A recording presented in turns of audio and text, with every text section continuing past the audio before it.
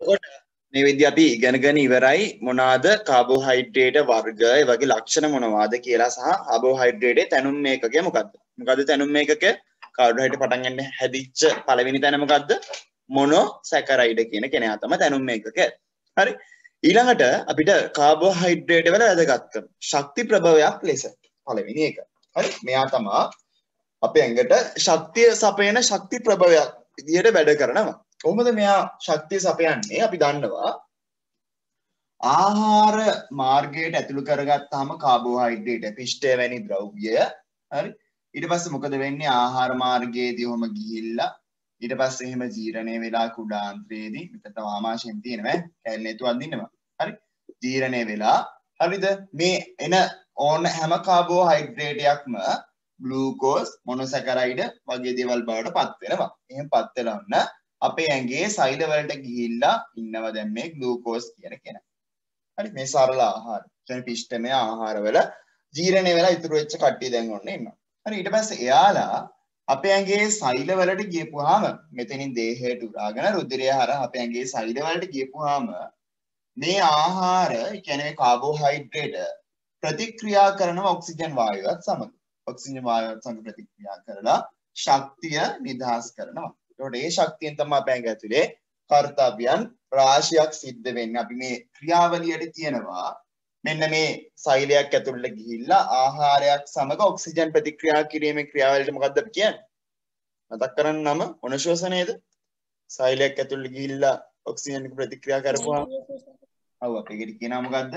සෛලීය ශ්වසනය කියලා. ශෛලීය ශ්වසනය. එතකොට සෛලීය කියලා කියන්නේ සෛලය ඇතුළේ සිද්ධ වෙන නිසා ශ්වසනය කියලා කියන්නේ ශ්වසනයෙන් අරගන්න ඔක්සිජන් එක්ක තමයි මෙයා ප්‍රතික්‍රියා කරන්නේ. එතකොට ශ්වසනයේ අවසානම තැන මෙතන අවසාන ක්‍රියාවලිය. හරිද? එතකොට ඔන්න මුලින්ම අපිට ශක්ති ප්‍රභවයක් කියන එක හොඳට මතක තියාගන්න පුළුවන්. ඊට පස්සේ කියනවා සංචිත ආහාරයක් ලෙස. ඔයාලා ඉගෙන ගන්නවා ප්‍රභා සංශ්ලේෂණ කියන පාඩම ටිකම 11 වසරේ මම දැනට පොඩ්ඩක් කතා කරන්නම්. ඇයි මේ සංචිත ආහාරයක් ලෙස මේ කාබෝහයිඩ්‍රේට් වැදගත් වෙනවා කියලා කියන්නේ කියලා. හරි? මුලින්ම අපි සාමාන්‍යයෙන් මේ දේවල් වලට යන්න කලින් අපි දන්නවා හරි කාබෝහයිඩ්‍රේට් පිෂ්ඨය ඊට පස්සේ ෆ්‍රුක්ටෝස් හරි මෙයාලා තැම්පත් වෙලා තියෙනවා කොහෙද? පිෂ්ඨය වගේ දේවල් තැම්පත් වෙලා තියෙනවා මඤ්ඤොක් කාල බතල ඔන්න වගේ දේවල් වල. ඒත් එක්කම ඉතින් ඉහාට ගියපුවාම හරි අඹවල පළතුරු වල ඒ වගේ තැම්පත් වෙලා තියෙන මොනවද? කාබෝහයිඩ්‍රේට්. හරි අපි ශාක පත්‍රයේ හදනවා ප්‍රභා සංශ්ලේෂණය කියන ක්‍රියාවලියෙන් මොනවද? ග්ලූකෝස් කියන කාබෝහයිඩ්‍රේට්. ග්ලූකෝස් කාබෝහයිඩ්‍රේට් කියන්නේ කාබෝහයිඩ්‍රේට් අරන් ගිහිල්ලා හරි පළතුරු වල තැම්පත් කරනවා මට මතකයි හැටියට ෆ්‍රුක්ටෝස් විදිහට. පළතුරු වල තැම්පත් කරන මොනවා විදිහටද? ෆ්‍රුක්ටෝස් විදිහට බලන්න. ආහාර සංචිත කරා. ආහාර සංචිත කරන්නේ කවුරු විදිහටද? ෆ්‍රුක්ටෝස් විදිහට. ඒක ෆ්‍රුක්ටෝස් කියන්නේ මොකද්ද? කාබෝහයිඩ්‍රේට්. එතකොට පළතුරු වල අලවල හරි ඔය විවිධ තැන්වල ආහාර සංචිත කිරීමටත් ප්‍රධාන ප්‍රයෝජනයක් වෙනවා මේ කාබෝහයිඩ්‍රේට්. ෆ්‍රුක්ටෝස් අලියෙන්න පේන්නේ නැහැ මම ලියලා තියෙන්නේ. ෆ්‍රුක්ටෝස් වගේ කාබෝහයිඩ්‍රේට්. එතකොට ඒක තමයි ඊළඟ ප්‍රයෝජනය. ඊට පස්සේ ඉතින් එහාට ගියපුවාම ජීවීන්ගේ සෛල බිත්තිය නිර්මාණය කිරීමට. හරි ජීවීන්ගේ සෛල බිත්තිය නිර්මාණය කිරීමට කිව්වහම මෙතන ඉන්න හැම ජීවියාගේද? හැම ජීවියාගෙමද? ශාක සතුන් කියන ජීවීන් දෙගොල්ලගෙම සෛල බිත්තිය නිර්මාණය කිරීමට කියලා කිව්වොත් අපි නිවැරදිද වැරදිද? කියන්න බලන්න. නිවැරදිද වැරදිද? ඇයි? ඒකට හේතුව මොකක්ද? ඔදි ගැසී. වැරදි. වැරදි. ඇයි වැරදිද ගැසී? ජීවීන්ට සෛල බිත්තියක් පිහිටන්නේ නැහැ. ජීවීන්ට සෛල බිත්තියක් පිහිටන්නේ නැහැ කිව්වොත් හරිද? සත්ත්ව සෛල. සත්ත්ව සෛල වලනේ ජීවීන්ගේ සත්තුන්ට සෛල බිත්තියක් පිහිටන්නේ නැහැ. හරි ජීවීන්ගේ සත්තුන්ට සෛල බිත්තියක් කියලා නෑ. යාගේ වටේ තියෙන සෛල මේ ප්ලාස්ම පටලයි විතරයි. හැබැයි ශාකය ගත්තාම ශාක සෛල වලට සෛල බිත්තියක් තියෙනවා. ඒකට සෛල බිත්තිය හැදෙන්නත් මේ කාබෝහයිඩ්‍රේට් ප්‍රයෝජනයක් වෙනවා කියලා කියනවා. මතක කෙනෙක් කියන්න බලන්න මේ ශාක බිත්තිය හැදෙන්න උදව් කරන කාබෝහයිඩ්‍රේට් වර්ගය මොකක්ද? සෙලියුලෝස් නේද? සෙලියුලෝස් කියන කාබෝහයිඩ්‍රේට්ෙන් තමයි අපිට මේ ශාක බිත්තිය හදන්න උදව් කරන කාබෝහයිඩ්‍රේට්. එතකොට ඊළඟ ප්‍රයෝජනය සෛල බිත්ති ජීවීන්ගේ මේ ශාකවල සෛල බිත්ති නිර්මාණය කිරීමට. හරි. ඊට පස්සේ අපිට තියෙනවා නියුක්ලියික් අම්ලවල සංඝටකයක් ලෙස. තාම පාඩමේ අවසානයේට ඇවිල්ලා නැති නිසා ඔයාලා නියුක්ලියික් අම්ල කියලා කියන්නේ මොනවද කියන්න දන්නේ නැහැ. හරි. නියුක්ලියික් අම්ල කියලා කියන්නේ සාමාන්‍යයෙන් අපේ ඇඟේ තියෙන ජානවලට කියලා අපි සරලව කිව්වොත් අවබෝධයක් ගන්න පුළුවන්. එතකොට නියුක්ලියික් අම්ලවල සංඝටකයක් ලෙස කියන්නේ හැදෙන්න උදව් වෙච්ච කෙනෙක් විදිහට අපිට තියෙනවා මෙන්න මේ කියන කාබෝහයිඩ්‍රේට්. ඔයාලා පෙළපොතේ පෙරලන පෙළපොතේ 12 වෙනි පිටුවට පෙරලද්දී ඔයාලට පේනවා හරිද නියුක්ලියික් අම්ලය කියන කෙනා හැදිලා තියෙන ආකාරය දීලා තියෙනවා මෙන්න මෙහෙම. අමතර දැනුමට කියලා තියෙනවා. අමතර දැනුමට කියලා නියුක්ලියික් අම්ලය හැදිච්ච ආකාරය මෙන්න මෙහෙම දීලා තියෙනවා. බලන්න එතකොට මෙතන තියෙනවලු ෆොස්ෆේට් කාණ්ඩයක්, මෙතන තියෙනවලු නයිට්‍රජනීය භස්මයක්, මෙතන තියෙනවලු පෙන්ටෝස් සීනි කාණ්ඩයක්. ළමයි පෙන්ටෝස් සීනි කාණ්ඩයක් කියන්නේ මොකක්ද? මෙයා සීනි කාණ්ඩයක්. සීනි හෝ පිෂ්ඨය නම් අනිවාර්යයෙන් මොකද වෙන්න ඕන? එයා කාබෝහයිඩ්‍රේට්. හරිද? පෙන්ටෝස් සීනි කාණ්ඩයක්. එතකොට ඔන්න බලන්න නියුක්ලියික් අම්ලය කියන කෙනා හැදෙද්දී සංඝටකයක් විදිහටත් සීනි කියන කාබෝහයිඩ්‍රේට්, පෙන්ටෝස් සීනි කියන කාබෝහයිඩ්‍රේට් අපිට උදව් කරනවා. එතකොට ඔන්න කාබෝහයිඩ්‍රේට් වල ප්‍රයෝජන 4. ඊට පස්සේ අපි ඉගෙන ගන්න ඕන අපි දැනටවත් වගුව ලියලා තියෙන නිසා ඔයාලා හැමෝටම පැහැදිලි ඇති පරීක්ෂණ මොනවාද කියලා මම සරල ඉක්මනින් පැහැදිලි කරලා යන්න. හරි. මුලින්ම අපිට ඕන අපි ඉගෙන ගන්නවා කාබෝහයිඩ්‍රේට් හඳුනා ගැනීම පරීක්ෂා 3ක්. කාබෝහයිඩ්‍රේට් වර්ග 3ක් හඳුනා ගැනීම පරීක්ෂා 3ක්. හරි. එක වර්ගයක් තමයි අපි ඉගෙන ගන්නවා. මොකක්ද? පළවෙනි එක අපි ඉගෙන ගන්න පිෂ්ඨය කියන එක. ඊට පස්සේ අපි ඉගෙන ගන්නවා ෆ්‍රුක්ටෝස් කියන කෙනා කොහොමද අඳුරගන්නේ. ඊට පස්සේ අපි ග්ලූකෝස්. හරි. ග්ලූකෝස් කියන එක. එතකොට ඩයිසැකරයිඩ් මොනොසැකරයිඩයක්, ඩයිසැකරයිඩයක්, පොලිසැකරයිඩයක් කියන සැකරයිඩ් වර්ග තුනම පරීක්ෂා කරන්න අපි ඉගෙන ගන්නවා. හරි. එතකොට ඉස්සෙල්ලාම තියෙන ළමයි පිෂ්ඨය හඳුනා ගැනීමේ පරීක්ෂණය. ඒක සරල දෙයක්. ඉතාමත් සරල දෙයක්. ඒකට එතනදී ඔයාලා මතක තියාගන්න ඕන අපි දාන ද්‍රාවණය මොකද්ද පිෂ්ඨය හඳුනා ගැනීමට කියලා. හරි. ඔයාලා ඔය අවශ්‍ය ද්‍රව්‍ය කියලා ලියපු තැන ළමයි ලියන්න වරහන් ඇතුලේ වගුවේ ප්‍රතිකාරකය කියලා. අපි ඒක ප්‍රතිකාරකය කියලා. හරි ප්‍රතිකාරකය. නේද? ප්‍රතිකාරකය කියලා ලියන්න වගුවේ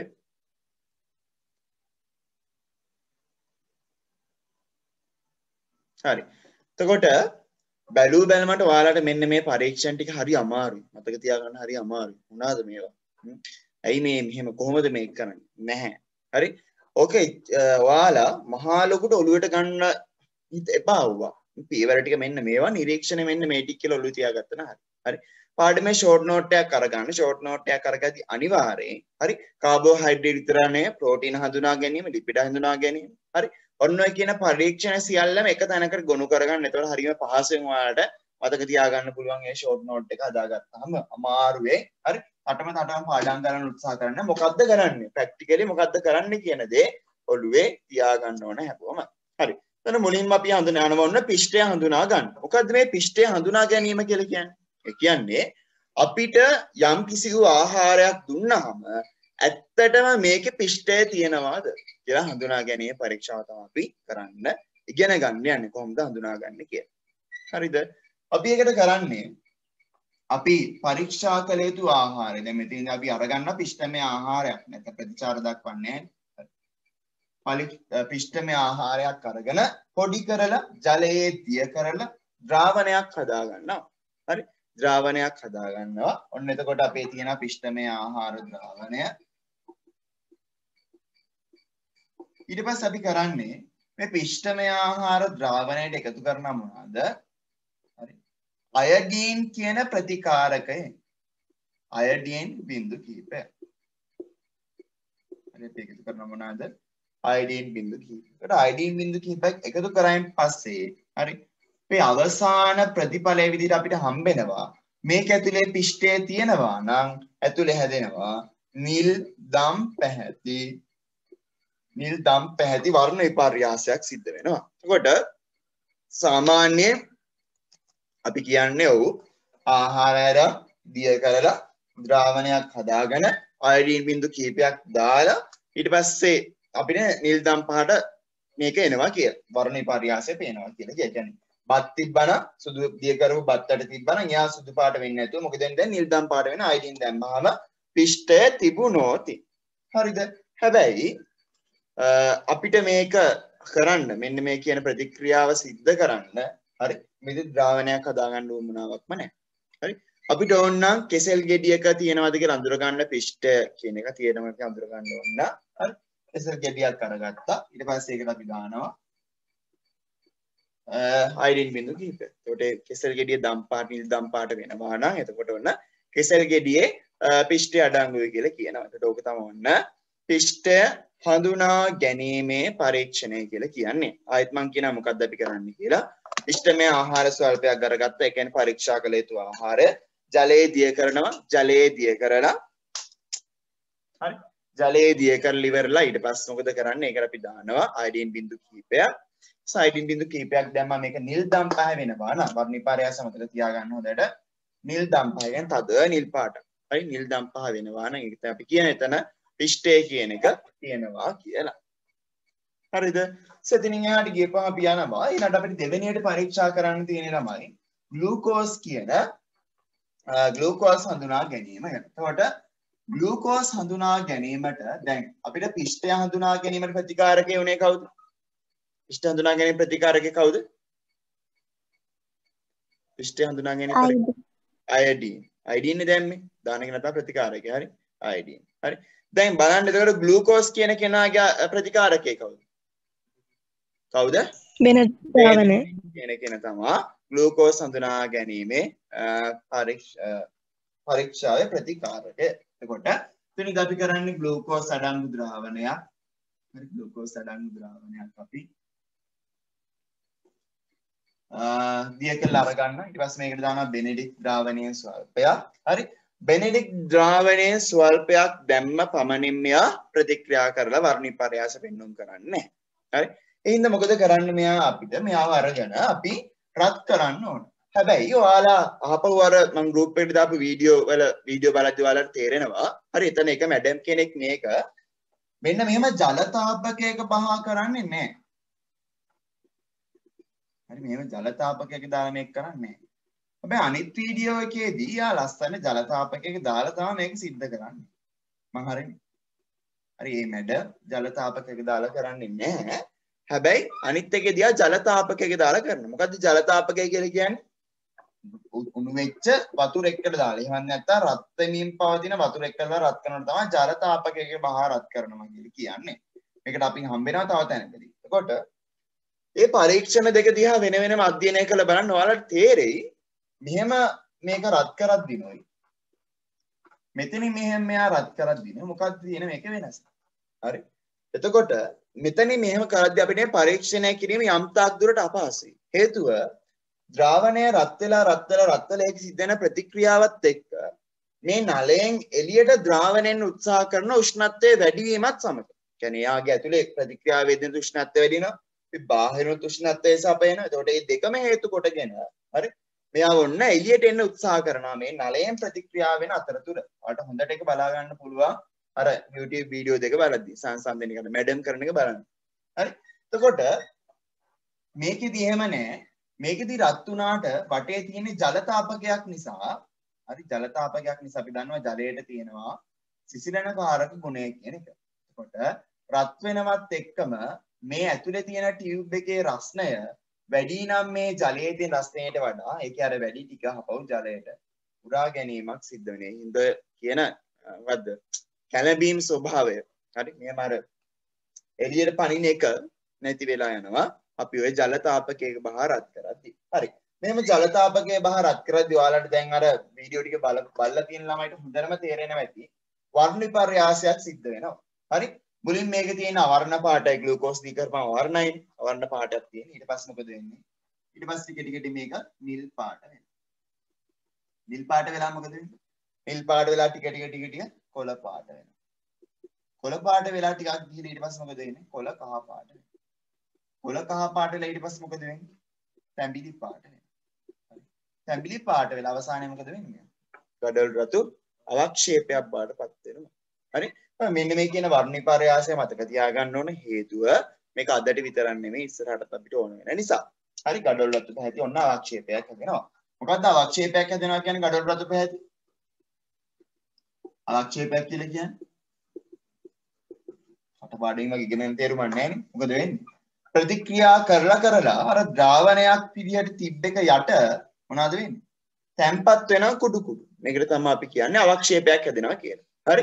හැබැයි මේක අර කුඩු කුඩු විදිහට තැම්පත් වෙන නිසා අපිට පරීක්ෂානලයේ ද්‍රාවණය සම්පූර්ණයෙන් තියෙද්දීම අපිට මේක බලන්න බෑ. හරිද? ඒ දිය වෙලාන් තියෙන හිතන්නකෝ දැන් දුඹුරු පාට එක්ක මඩ දිය වුණාම පේනවද අපිට? පේන්නේ නැහැ අපහසුනේ බලා ගන්න. මේකත් එහෙම තමයි. අපිට හරියටම පේන්නේ නැහැ. ඒ නිසා මොකද අපි කරන්නේ? මේ අවක්ෂේපය අඳුර ගන්න අපිට විද්‍යාගාරයේ තියෙන පෙරන්න දෙයක්. කිසිදු දෙයක්. මොකක්ද ඒකේ නම? මොනවද විද්‍යාගාරයේ මොන හරි පෙරන්න ගන්න දේ මොකද්ද කියන්නේ? හරි. ඒකේ නම තමයි පෙරහන් කඩදාසිය. විද්‍යාගාරයේ තියෙන මොකද්ද පෙරන්න පෙරේනයක් නෙමෙයි තියෙන්නේ. හරි. පෙරහන් කඩදාසිය. එතකොට ඒ පෙරහන් කඩදාසිය නමන්න ක්‍රමයක් එහෙම තියෙනවා. ඒ කියන්නේ එහෙම රවුමක් විදිහට ඒක තියෙන ඉස්ලාම් දෙක නමලා හතර නමලා ඔහොම නමලා හරි. එයාගේ නැමුම් පාරවල් ටිකක් හදාගන්න මෙන්න මේ විදිහට. ඉතින් නැමුම් පාරවල් ටිකක් අපි හදාගන්නවා. හරි. නැමුම් පාරවල් ටිකක් හදාන ඊට පස්සේ මොකද අපි කරන්නේ? බීකරේ තියලා එතන පුනීලේ තියලා තියෙනවා. බීකරේ පහළ තියෙන එක හිතන්න. ඊට පස්සේ මෙතෙන්ද දාන අපි ඔය පෙරහන් කඩදාසියේ නැමුම් පාරවල් වලින් නමලා ගොට්ටක් වගේ හදලා තමයි මෙතන මෙහෙම ඇතුළට දාන්නේ. මෙන්න මෙහෙම ඇතුළට ගොට්ටක් වගේ හදලා මේක දානවා. හරි. එතකොට මේ කඩදාසිය එහෙම දැන් අර හරි මේකෙන් හිතන්න කඩදාසිය මේක රවුමක් නෙමෙයිනේ. මෙන්න. එතකොට මොකද කරන්නේ ඉස්සලා මෙහෙම නමනවා. මෙන්න මෙහෙම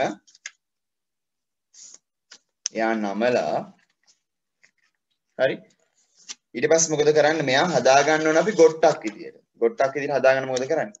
මේ තියෙන නැමුම් පාරවල් ඔක්කොම එක්ක ඇතුළට නමනවා නැත්නම් එළියට නමනවා.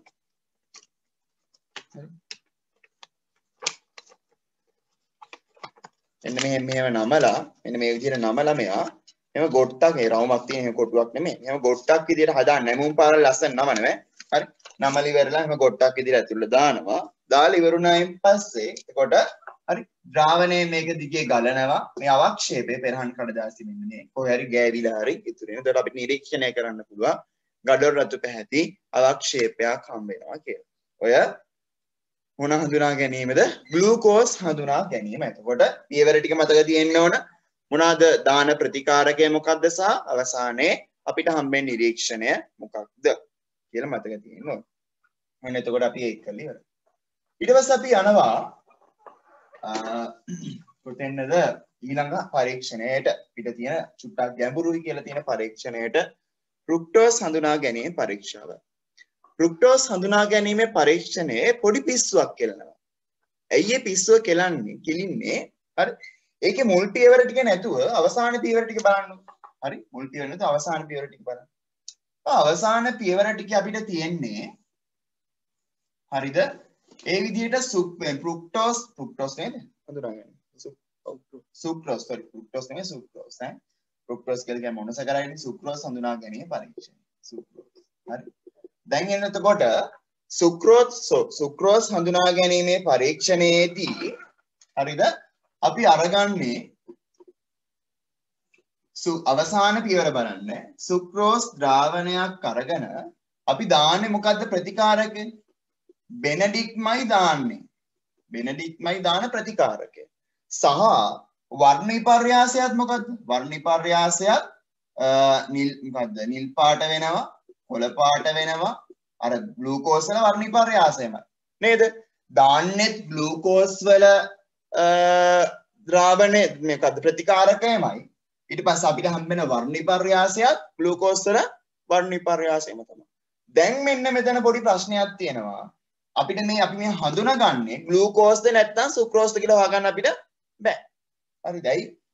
ග්ලූකෝස් නැහැ. මේ සුක්‍රෝස් හඳුනා ගැනීම ග්ලූකෝස් හඳුනා ගැනීම කියන දෙකම හිතන්නකෝ දෙකම සංසන්දනය කරන්න. ඔන්න එතකොට මේක ඇතුලේ තියෙනවා ග්ලූකෝස්. මේක ඇතුලේ තියෙනවා සුක්‍රෝස්. හරි.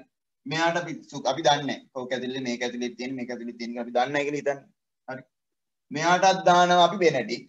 ඔන්න එතකොට එයත් නිල් මේ පාට වෙනසක් පෙන්වනවා. නිල් කොළ කහවම ගඩොල් රතු පහේ අවක්ෂේපය. මෙයාටත් දානවා බෙනඩික්ට් නිල් කොළ කහ. හරි. එතකොට මෙයා පෙන්වන්නෙත් එකම වර්ණ විපර්යාසය. මෙයා පෙන්වන්නෙත් එකම වර්ණ විපර්යාසය. මෙයාට දෙන්නටම දාන්නෙත් එකම ප්‍රතිකාරක. අපිට දෙන්න වෙන් කළ අඳුර ගන්න පුළුවන්.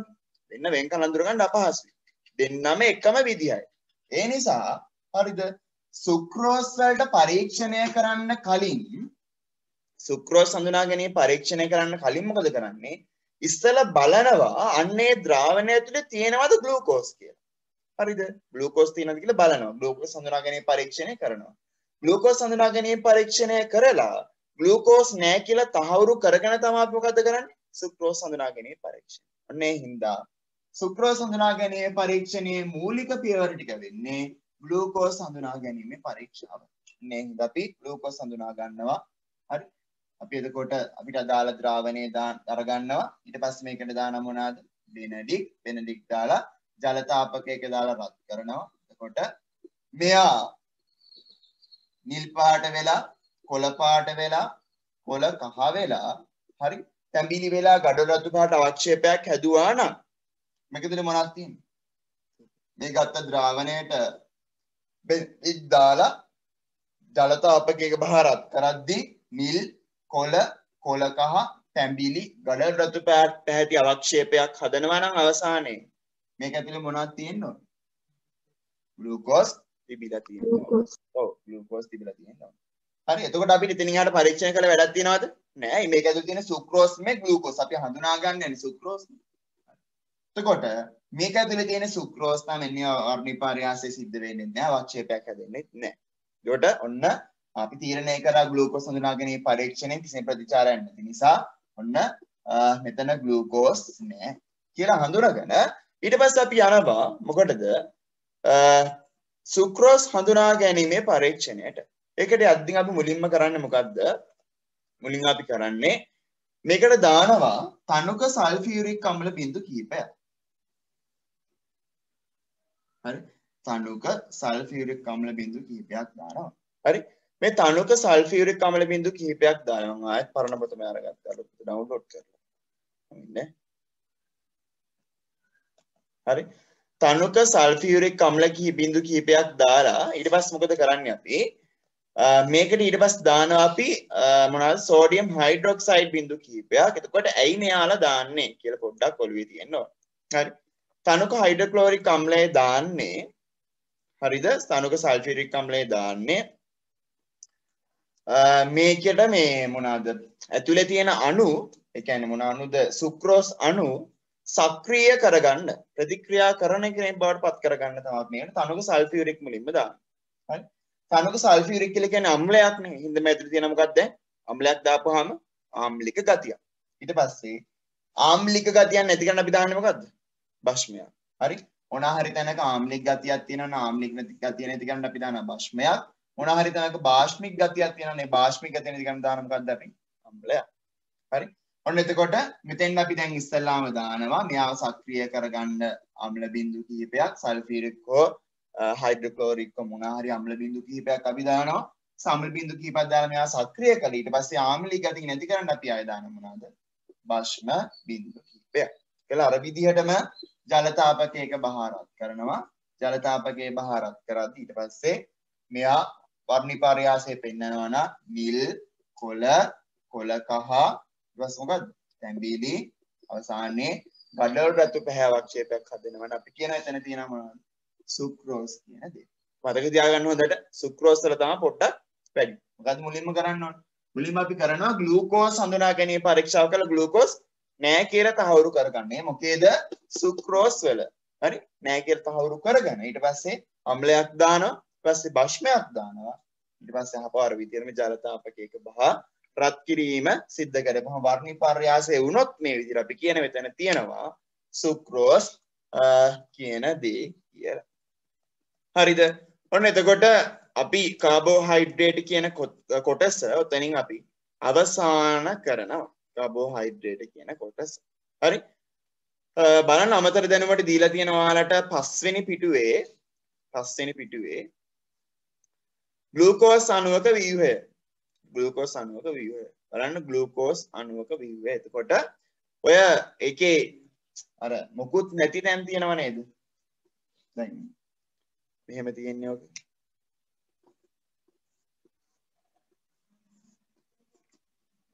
හරි. එතන OH කාණ්ඩයක්, එතන H. හරි. ඊට පස්සේ H කාණ්ඩයක්, OH කාණ්ඩයක්, H. හරි. ඊට පස්සේ OH කාණ්ඩයක්, H. හරි. ඊට පස්සේ O.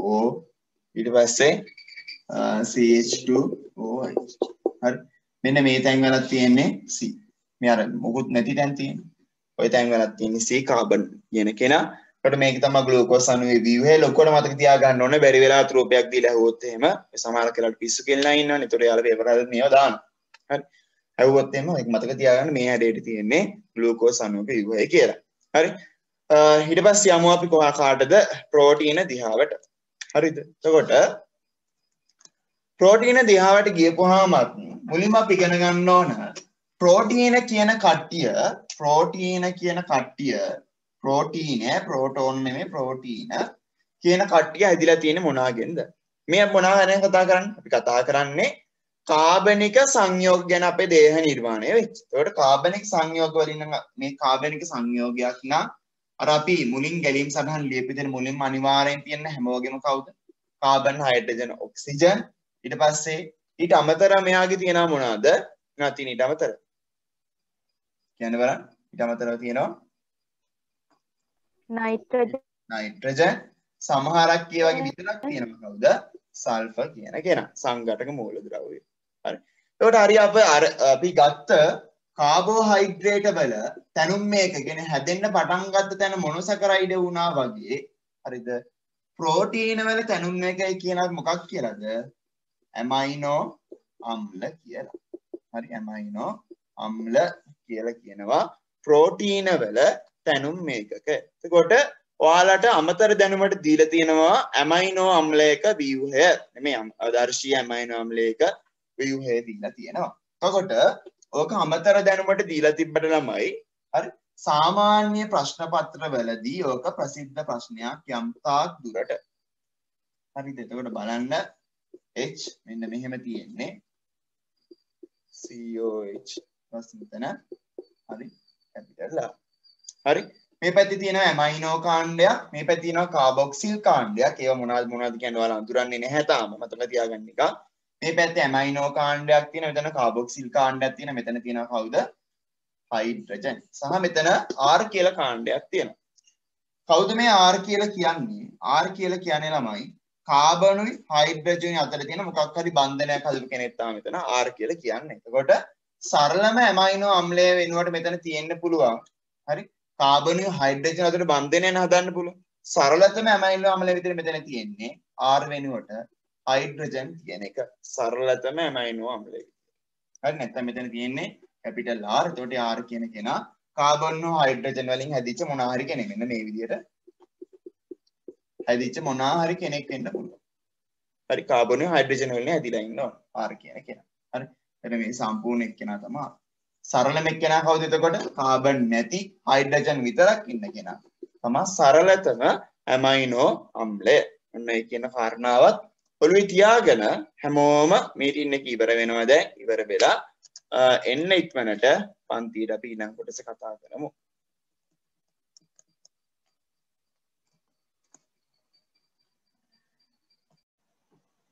හොඳයි. මාතෘකාව දාගන්න හැමෝම ප්‍රෝටීන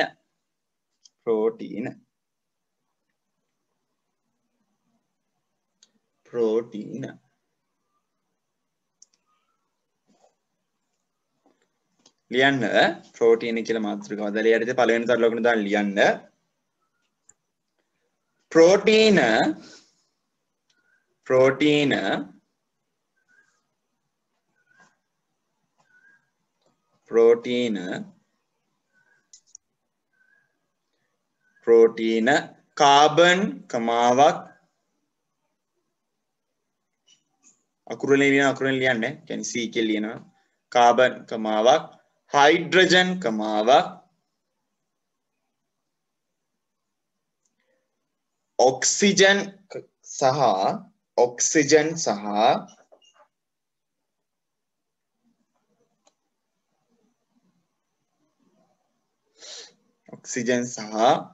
නයිට්‍රජන් යන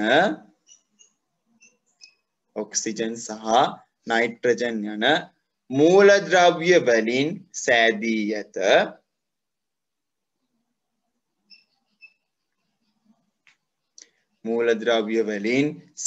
ඇත. සමහර ප්‍රෝටීනවල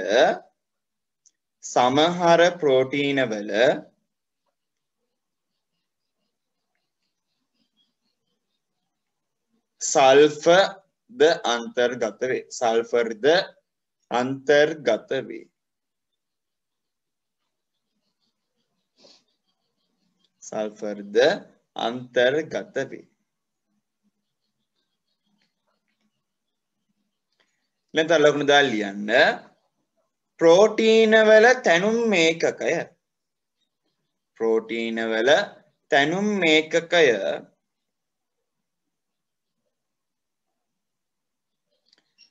ඇමයිනෝ අම්ල වේ. නියුක්ලියික් අම්ලයි ඇමයිනෝ අම්ලයි පැටලෙයි. නියුක්ලියික් අම්ල තියෙන අපිට අන්තිමේට ඉස්සෙල්ලාම තියෙන අපිට ඇමයිනෝ අම්ල. හරි? මధుභාෂිනී කොතනද ලිව්වේ? අන්තිමේට.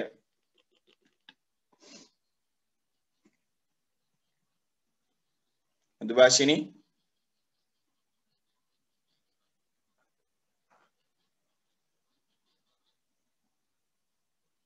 හරි. මధుභාෂිනීගේ උත්තරේ එනකන් ඇඳගන්න මෙන්න මේ TN ටික. දැන් හයිඩ්‍රජන්. දැන් තියෙන R ඇමයිනෝ අම්ලයි කියලා. හරි. මෙයා නම් කරගන්න ඕන. මෙයා ඇමයිනෝ කාණ්ඩය. මෙයා කාබොක්සිල් කාණ්ඩය.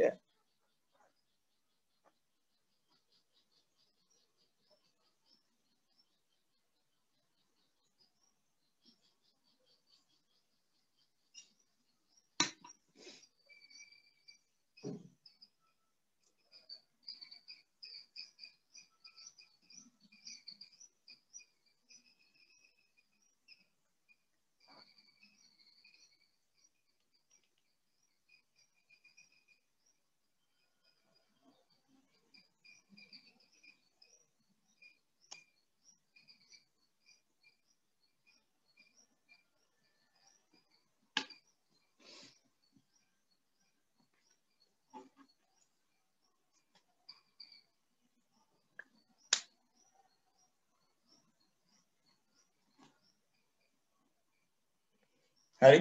මෙයා නම් කරගන්න ඇමයිනෝ කාණ්ඩය.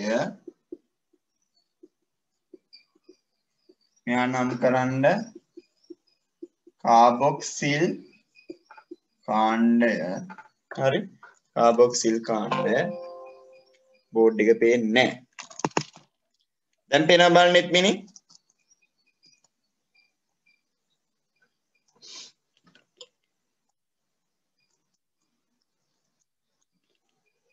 පිනි දැන් පේනවද?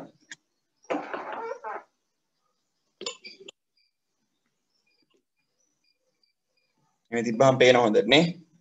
කාබොක්සිල් කාණ්ඩය. තුවත් බෑ. කාබොක්සිල් කාණ්ඩය. හරි. මෙයාගෙන් ලියන්න කාබන් හා හයිඩ්‍රජන් අඩංගු කාණ්ඩය.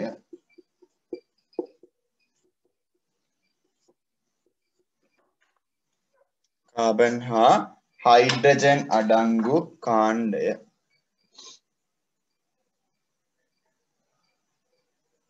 ඉතින් අනිත් අයට බෝඩ් එක පේන්නේ නැත්තම් කියන්න ඕන මට.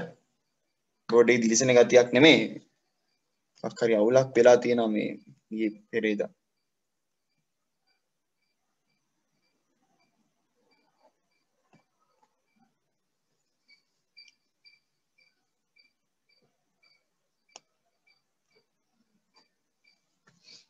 එහෙම හොඳයි නේ.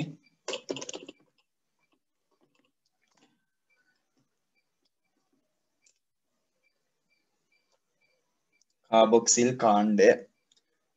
හරිද? දිගැසි පේනව නේද? දිගැසි බෝඩ් එක දිගැසිත් නෑ. අදිගැසි ඉන්නවා. දිගැසි බෝඩ් එක පේනව නේද? ඔව් සර්. හරි. හොඳයි. ඊට පස්සේ ලියන්නේ යටින් තරුවක් දාලා R කාණ්ඩයට නේ R කාණ්ඩයේ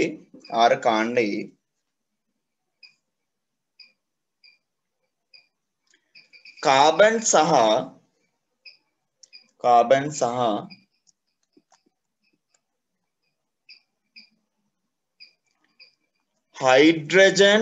හයිඩ්‍රජන්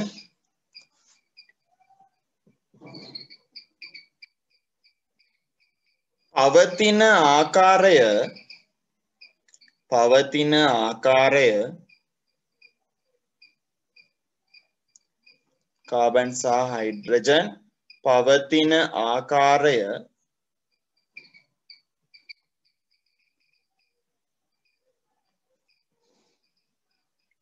ආකාරය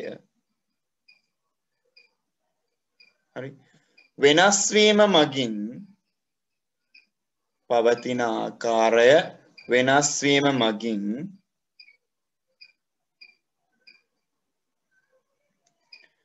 විවිධ ඇමයිනෝ කාණ්ඩ විවිධ ඇමයිනෝ කාණ්ඩ නෙමෙයි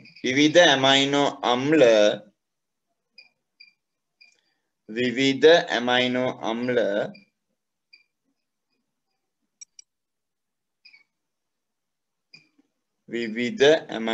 අම්ල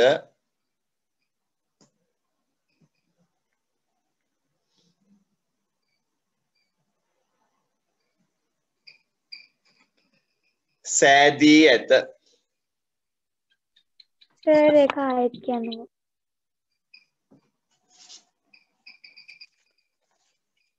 R කාණ්ඩයේ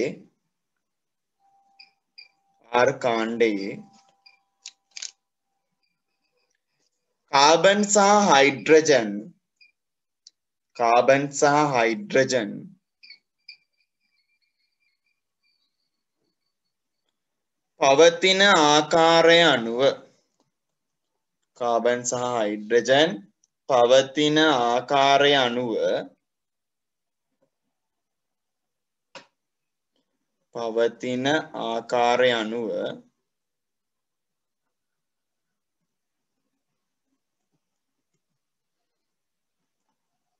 පවතින ආකාරය අනුව ආකාරය වෙනස් වීම මගින් අණුව නෙමෙයි ආකාරය වෙනස් වීම මගින්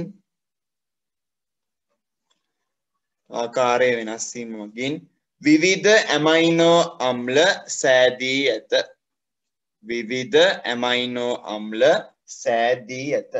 බලන්න මොකක්ද ඒ කියන්නේ කියලා. හරි මේ R වල දැන් මේ ඔක්කොම එක වගේනේ. මෙයාලා නියත කට්ටිය. හරි R වල කාබන් සහ හයිඩ්‍රජන් පවතින ආකාරය වෙනස් වෙනවා. ඔන්න බලන්න මුලින්ම තියෙනවා මෙතන හයිඩ්‍රජන් විතරයි. ඔන්න එක ඇමයිනෝ අම්ලය. හරි. මෙතන හයිඩ්‍රජන් වෙනුවට තියෙනවා කාබනුයි හයිඩ්‍රජන් හතරක්. ඒකට තව ඇමයිනෝ අම්ලයන්. ඒකට තියෙන විදිය වෙනස් වෙනවා R කියන කෙනා. හරි. ඊට පස්සේ මොකද වෙන්නේ? මෙයා තවත් වෙනස් වෙනවා. මෙයා තියෙන්න පුළුවන් තාම මෙහෙම. ඔහොමත් තියෙනවා. තවත් ඕකට තව ඇඩ් වෙන්න පුළුවන් මෙන්න මෙහෙම.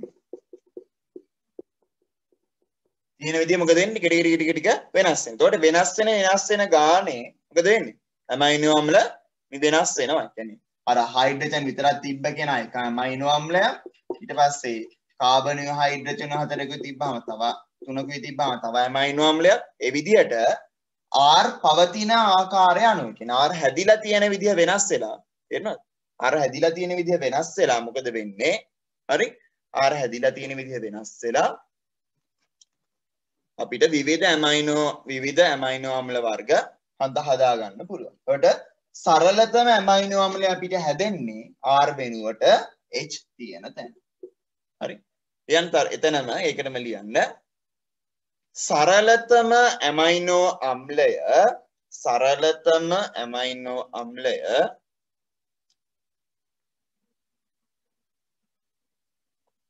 වන ග්ලයිසීන්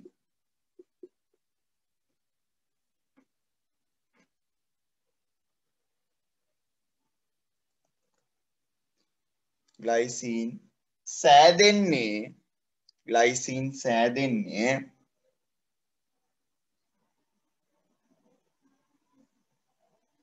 R කාණ්ඩයේ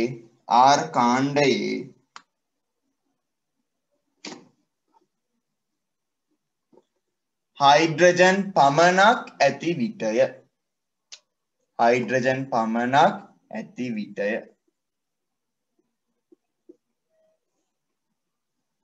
හොඳයි. අඳ ගන්න බලන්න මේක ඉක්මනට. R වෙනුවට හයිඩ්‍රජන් විතරක් තියෙන ග්ලයිසින්. සර් ඒක ආයෙත් කියන්නකෝ.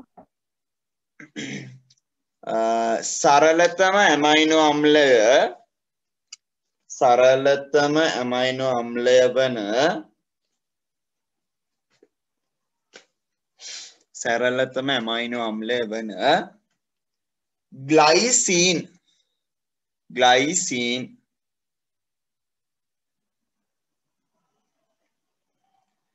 සෑදෙන්නේ සරලතම ඇමයිනෝ අම්ලය වන ග්ලයිසින් සෑදෙන්නේ R කාණ්ඩයේ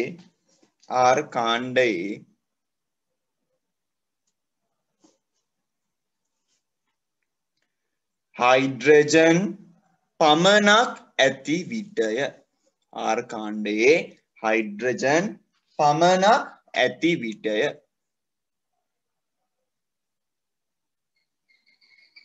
හරි, පමණක් ඇති විටය. හරි, ඊට පස්සේ යන්න ඊළඟ තරු ලකුණ මස් මාළු බිත්තර සුදු මදය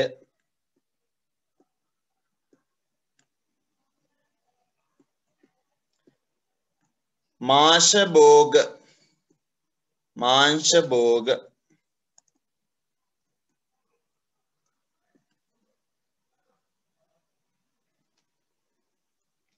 ආදියෙහි ප්‍රෝටීන් අඩංගු වේ.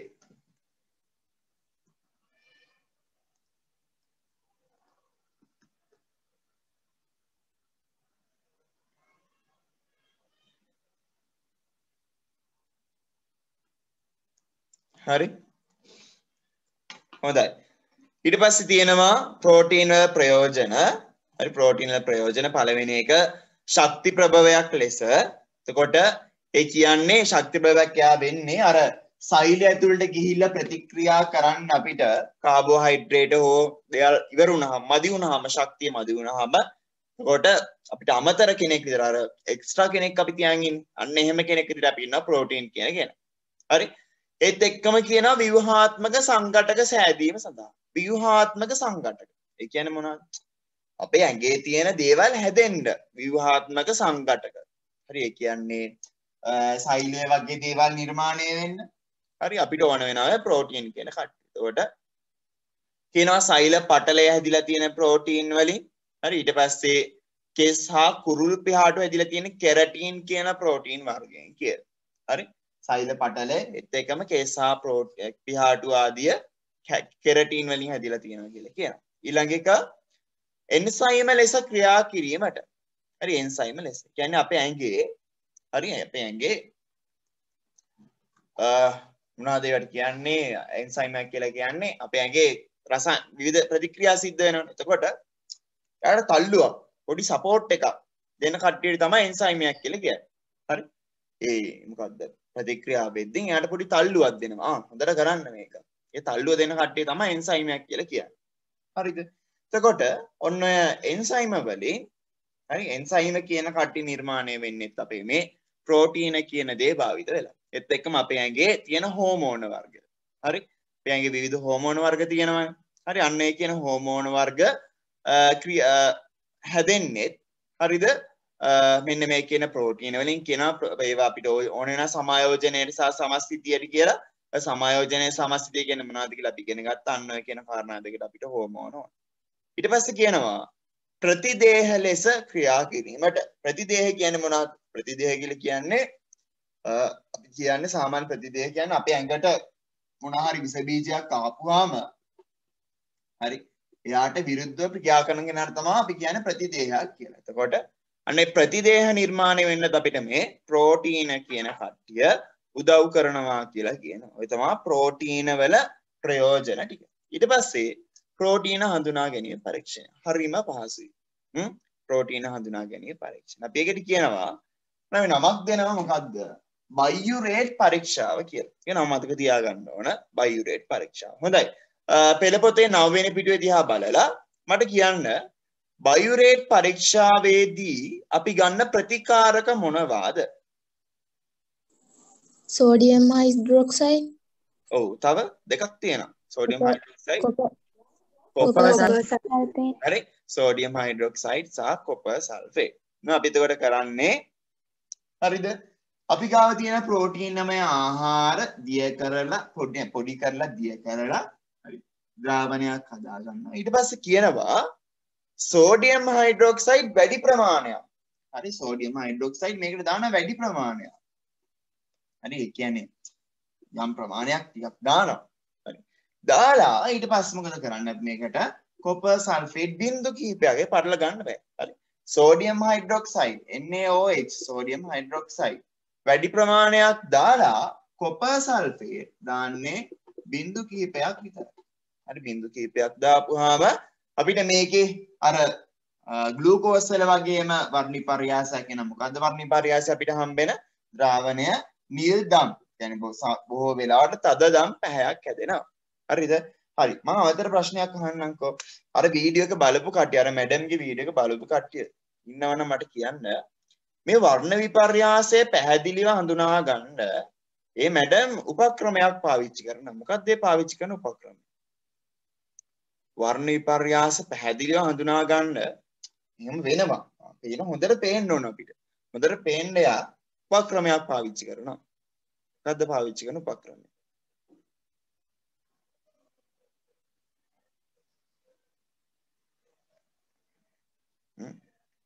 ඒ මැඩම් මේ හැම එකක්ම කරද්දී මේවා පිටිපස්සෙන් තියෙනවා සුදු පාට හාෆ් ෂීට් එකක් බලන්න. සුදු පාට හාෆ් ෂීට් එකක්. ඇයි? සුදු පාටක් උඩ වෙන පාටක් තිබ්බම මොකද වෙන්නේ? හොඳට පේනවනේ. ඒ නිසා තමයි සුදු පාට කොලයක් මේක පිටිපස්සෙන් මෙහෙම තියන්නේ. පරීක්ෂණාලේ මෙහෙම තියෙනවා නම් හරි. පරීක්ෂණාලේ මෙහෙම තියෙනවා නම් පරීක්ෂණාලේ පිටිපස්සේ මෙහෙම තියෙනවා සුදු පාට එකක්. එතකොට මේ පරීක්ෂණාලේ ඇතුලේ එන වර්ණ විපර්යාසය හොඳට අපිට පේනවා. හොඳට පැහැදිලිව පේනවා. හරි. මේ වගේ උපක්‍රම වලින් අහනවා. එතකොට අපිට ඔයාලා ලියන්න පුළුවන් වෙනවා. ඒක තමයි ප්‍රෝටීන් හඳුනා ගැනීමේ පරීක්ෂාව කොහොමද අපි කරන්නේ? ප්‍රෝටීන තියෙන ආහාරයක් ගන්නවා, දිය කරනවා, දිය කරලා ඉස්සලාම කොච්චරක් දානවා සෝඩියම් හයිඩ්‍රොක්සයිඩ් වැඩි ප්‍රමාණයක් දාලා කොපර් සල්ෆේට් මොකද කරන්නේ? බින්දු ටිකක් තමයි දාන්නේ. හරි? තවත් පුළුවන් නම් ඔයාලා මේකට මතක තියාගන්න ලේස් ක්‍රමයක් තමයි පරීක්ෂණ ටික ඔක්කොටම මෙන්න මේ විදිහට ඔයාලට ගැළපෙන රූප සටහන් ටිකක් අඳගන්න. හරි රූප සටහන් ටික. මේක දිහා බලපුවම කියන්න පුළුවන්. ඔන්න මේක ඇතුළේ දාලා තිබ්බ මේක නම් කරලා තිබ්බනම් ප්‍රෝටීන අඩංගු ද්‍රාවණයක්. හරි ප්‍රෝටීන අඩංගු ද්‍රාවණයක් ඔන්න දාලා තියෙනවා. එතන ලියන්න වෙන සෝඩියම් හයිඩ්‍රොක්සයිඩ් නේ. සෝඩියම් හයිඩ්‍රොක්සයිඩ් වැඩි ප්‍රමාණයක් දාලා තියෙනවා. එතන මොකද කරන්නේ? කොපර් සල්ෆේට් බින්දු කිහිපයක් දාපුවා. අවසානයේ මොකද වෙලා තියෙන්නේ? තද දැන් පැහැයක් මේකේ හැදිලා තියෙනවා. එතන තිබිලා තියෙනවා ප්‍රෝටීන්. ඔක තමයි ප්‍රෝටීන් හඳුනා ගැනීම පරීක්ෂාව. මේකට විශේෂ නමක් කියන මොකද නම? බයුරේට් පරීක්ෂාව කියලා. බයුරේට් පරීක්ෂාව කියලා කියනවා. හොඳයි. ලියන්න ඊට පස්සේ ඊළඟ තරු ලකුණ දාලා ප්‍රෝටීන වල ප්‍රයෝජන. ප්‍රෝටීන වල ප්‍රයෝජන.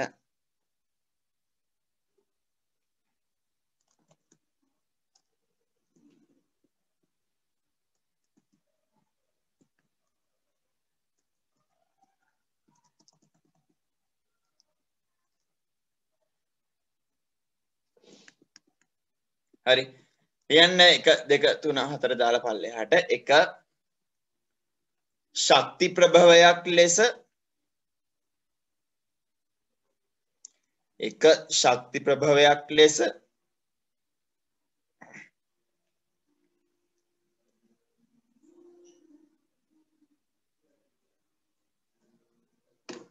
දෙක ව්‍යුහාත්මක සංඝටක සෑදීමට මොකටද ව්‍යුහාත්මක සංඝටක සෑදීමට ව්‍යුහාත්මක සංඝටක සෑදීමට ලියන්න වරහන් ඇතුලේ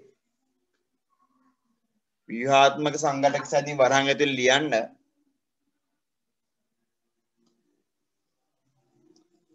සෛල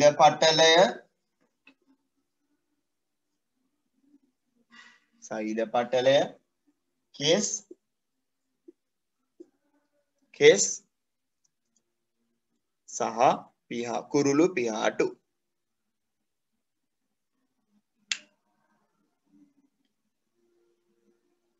හරි කියලා කෙස් සහ කුරුළු පිහාටු කියලා ලියපු තැන සංගල වරහනක් දාලා ලියන්න එතන තියෙන ප්‍රෝටීන වර්ග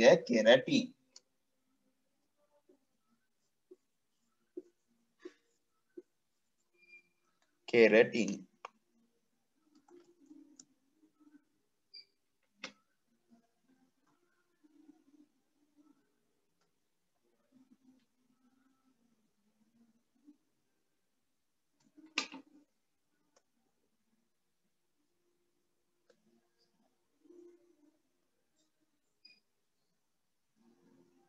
හරි කෙරටි ඊට පස්සේ ලියන්න ඊළඟ එක එන්සයිම ලෙස නැත්නම් එන්සයිම සෑදීමට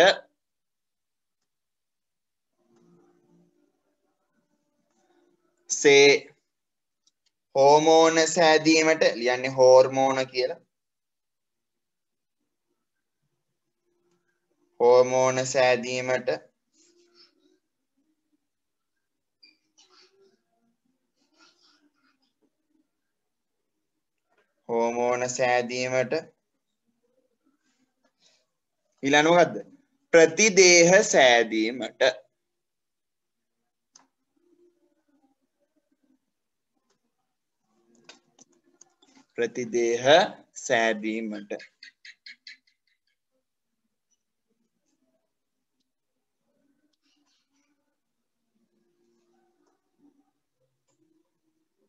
හරි ඊළඟ මාතෘකාව දාන්න ප්‍රෝටීන හඳුනා ගැනීමේ පරීක්ෂාව ප්‍රෝටීන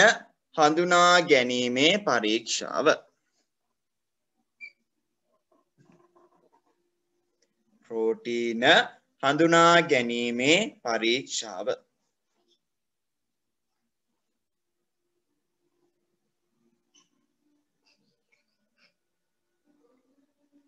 හරි ප්‍රෝටීන හඳුනා ගැනීමේ පරීක්ෂාව හරි වරහන් ඇතුලේ හෝ වෙනම පාටකින් ලියන්න highlight වෙන්නේ නැත්නම් පස්සේ highlight කරගන්න ලියන්න මොකක්ද අපි එක නමක් කියන්නේ බයුරේට් පරීක්ෂාව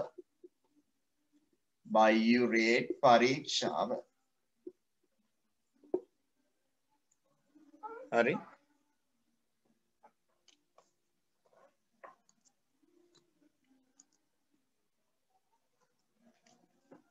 ඇඳගන්න රූපය මොකක්ද අපි කරන්නේ පරීක්ෂණාලයක් අරගන්නවා ඒක දාලා තියෙනවා ප්‍රෝටීනමය ද්‍රාවණයක්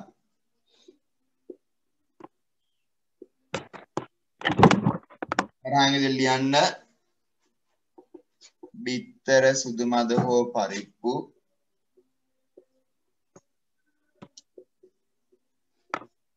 බිත්තර සුදු මද හෝ පරිප්පු හරි ඉස්සලාම ඔය ද්‍රාවණය අපි හදා ගන්නවා ඒ ද්‍රාවණය හදාන ඊට පස්සේ මොකද අපි කරන්නේ දෙවෙනි පියවර අපි ඒකට දානවා මොනවාද සෝඩියම් හයිඩ්‍රොක්සයිඩ් වැඩි ප්‍රමාණයක් ඊපස්සේ ලියන්න දානවා සෝඩියම් හයිඩ්‍රොක්සයිඩ් සංකේත දැන් අඳුරනවා නම් සංකේත වලින් ලියන්න සංකේත අඳුරන්නේ නැත්නම් නම ලියලා සංකේතේ ලියන්න සෝඩියම් හයිඩ්‍රොක්සයිඩ් වැඩිපුර දානවා මොකද කරන්නේ කොපර් සල්ෆේට් බිංදු කිහිපයක් දානවා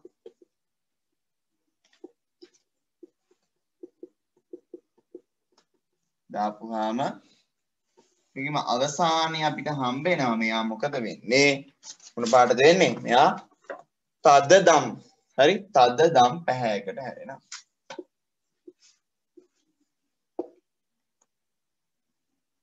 හරි?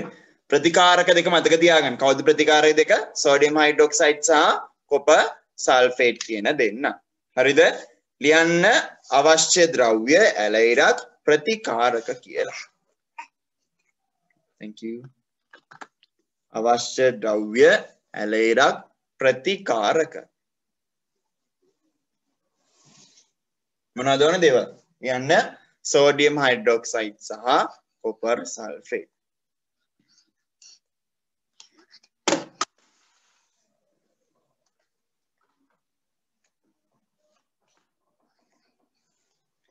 sodium hydroxide සහ copper sulfate.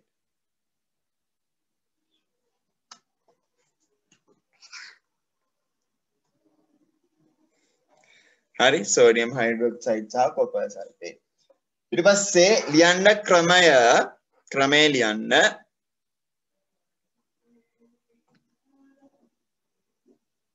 හරි CuSO4 Cu කියන්නේ copper SO4 කියන්නේ sulfate. copper sulfate හරි Cu කියන්නේ copper SO4 කියන්නේ sulfate ඒ හින්දා copper sulfate Na කියන්නේ sodium OH කියන්නේ hydroxide ඒ හින්දා sodium hydroxide හරිද ලියන්න ක්‍රමය පළවෙනි පියවර ප්‍රෝටීනමය ද්‍රාවණයක් සාදා ගන්න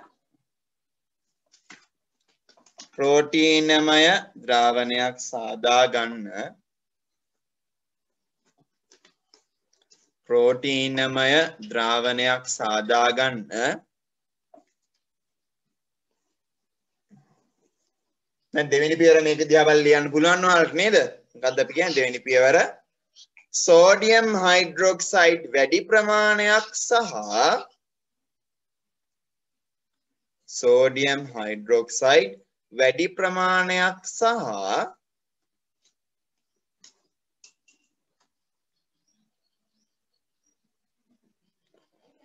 copper sulfate බිංදු කිහිපයක් යොදන්න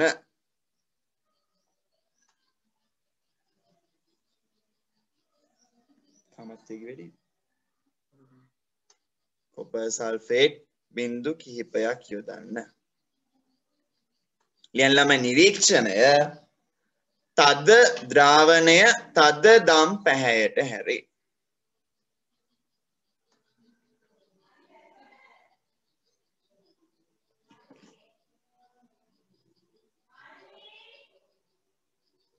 හරි ද්‍රාවණය තද දම් පැහැයට හැරේ හරි ඊට පස්සේ නිරීක්ෂණය ලියන්න ඊට පස්සේ අපිට කතා කරන්න තියෙන්නේ ප්‍රෝටීන වර්ගයක් වන එන්සයිම ගැන. කියන්නේ අපි මෙතනදී කියන්න යන්නේ හරි මේක සාමාන්‍ය ප්‍රසිද්ධ ප්‍රශ්නයක් විභාගයේදී අපිට ඊළඟට දින අපිට පරීක්ෂණය සාමාන්‍යයෙන් අහන දෙයක්. අපි ඒ ගැන හොඳට කතා කරමු හොඳට ඉගෙන ගමු. හරි මාතෘකාව දාගන්නකො ඉස්සලා එන්සයිම කියලා. එන්සයිම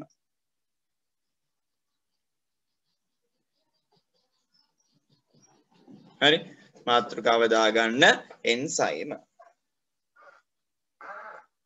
හරිද එතකොට මුලින්ම ලියන්න එන්සයිමයක් කියලා කියන්නේ මොකක්ද කියලා ලියන්න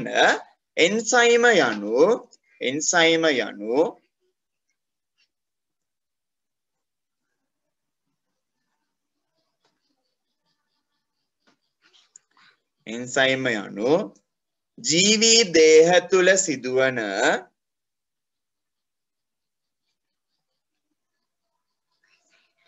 ජීවී දේහවල සිදුවන ජෛව රසායනික ප්‍රතික්‍රියාවල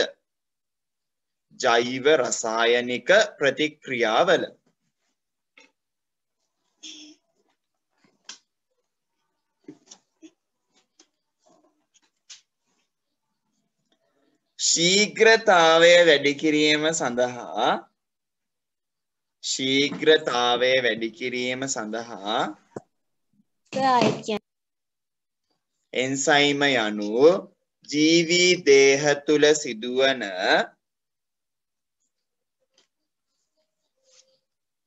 එන්සයිම යනු ජීවී දේහ තුල සිදුවන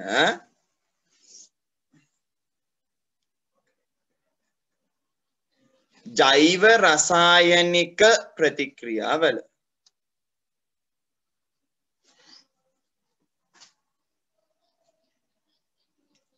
අසදෙන්නගේ ජෛව රසායනික ප්‍රතික්‍රියාවල ජෛව රසායනික ප්‍රතික්‍රියාවල ශීඝ්‍රතාවය වැඩි කිරීම සඳහා ශීඝ්‍රතාවය වැඩි කිරීම සඳහා ජීවීන්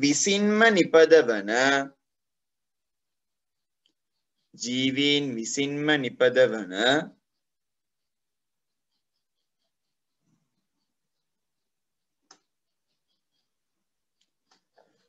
ප්‍රෝටීන වර්ගයකි.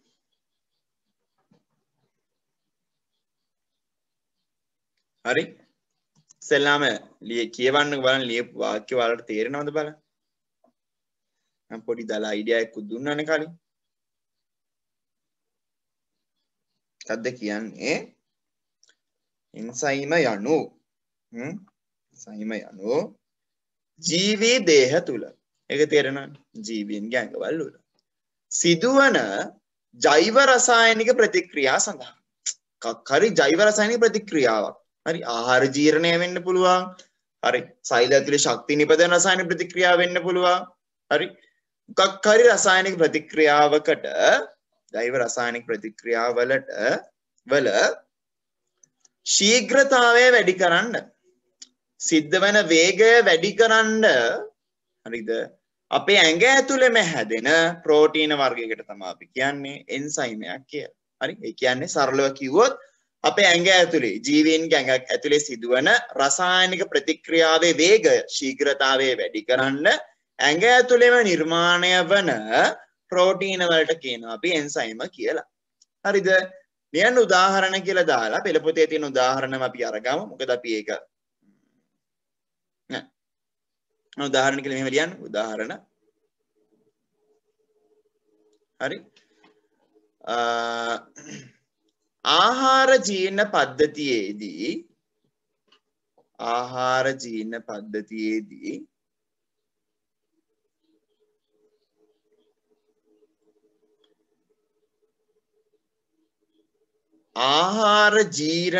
ප්‍රතික්‍රියා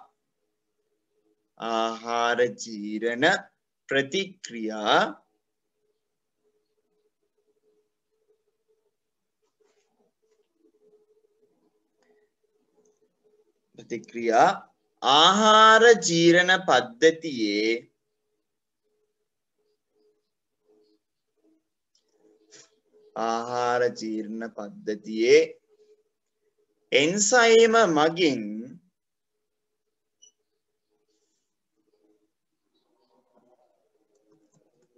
පහසුවෙන් සිදු කරයි.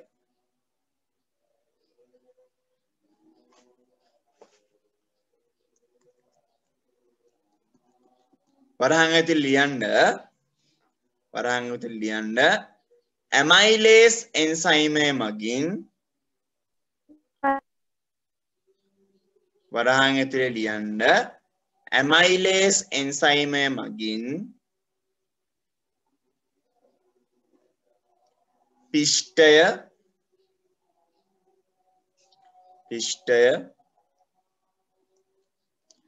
මෝල්ටෝස් බවට පත් කරයි.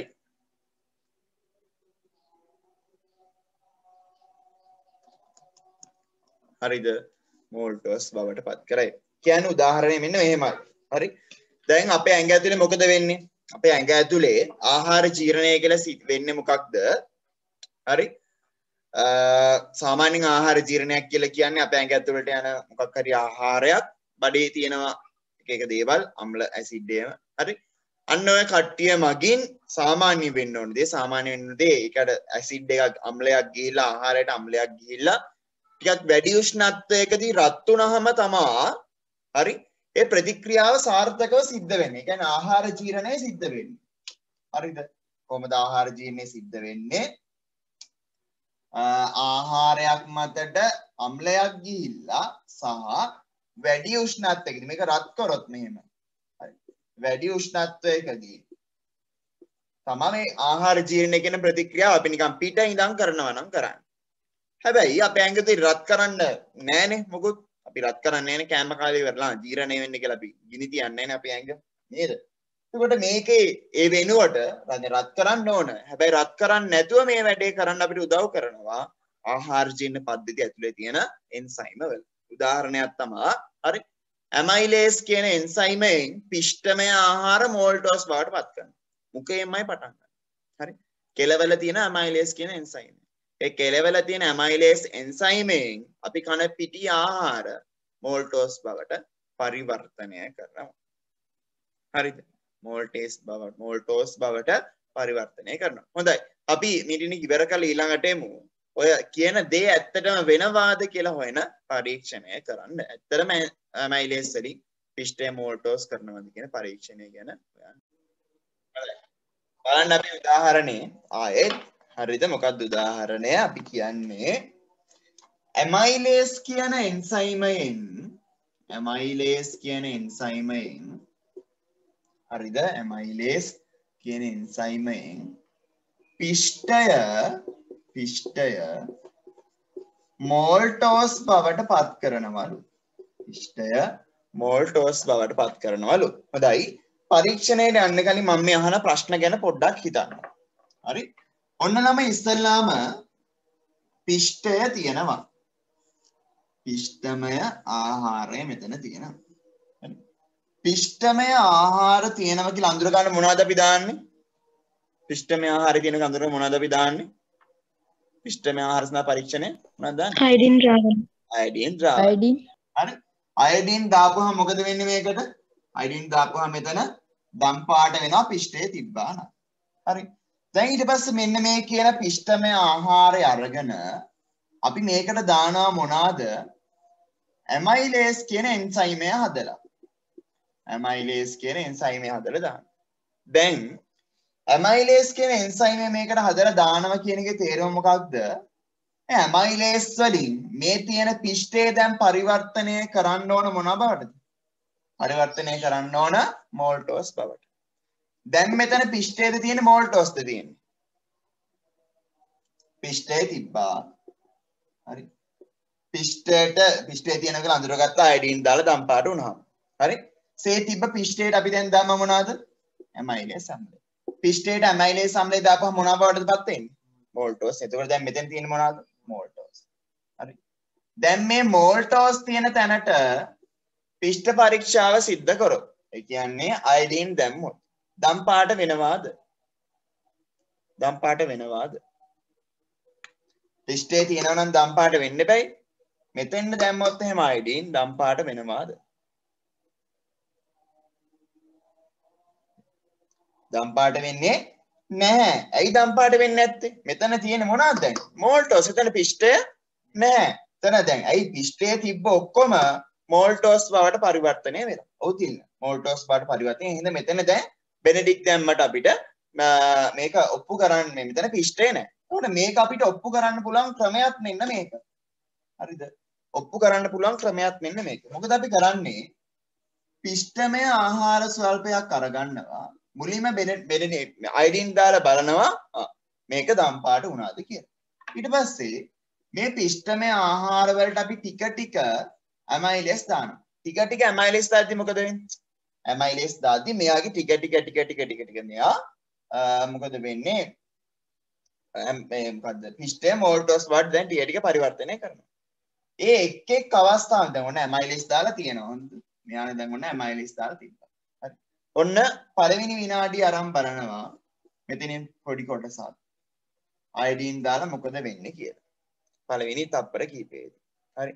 අයඩින් දාලා මං කියනවා දම් පාට වුණා. ඒකේ තේරුම මොකක්ද? අයඩින් දාලා දම් පාට වුණා කියන එකේ තේරුම පිෂ්ඨයේ තිබ්බා. හරි. එහෙම ඔන්න දෙවෙනි වතාවේ කරා.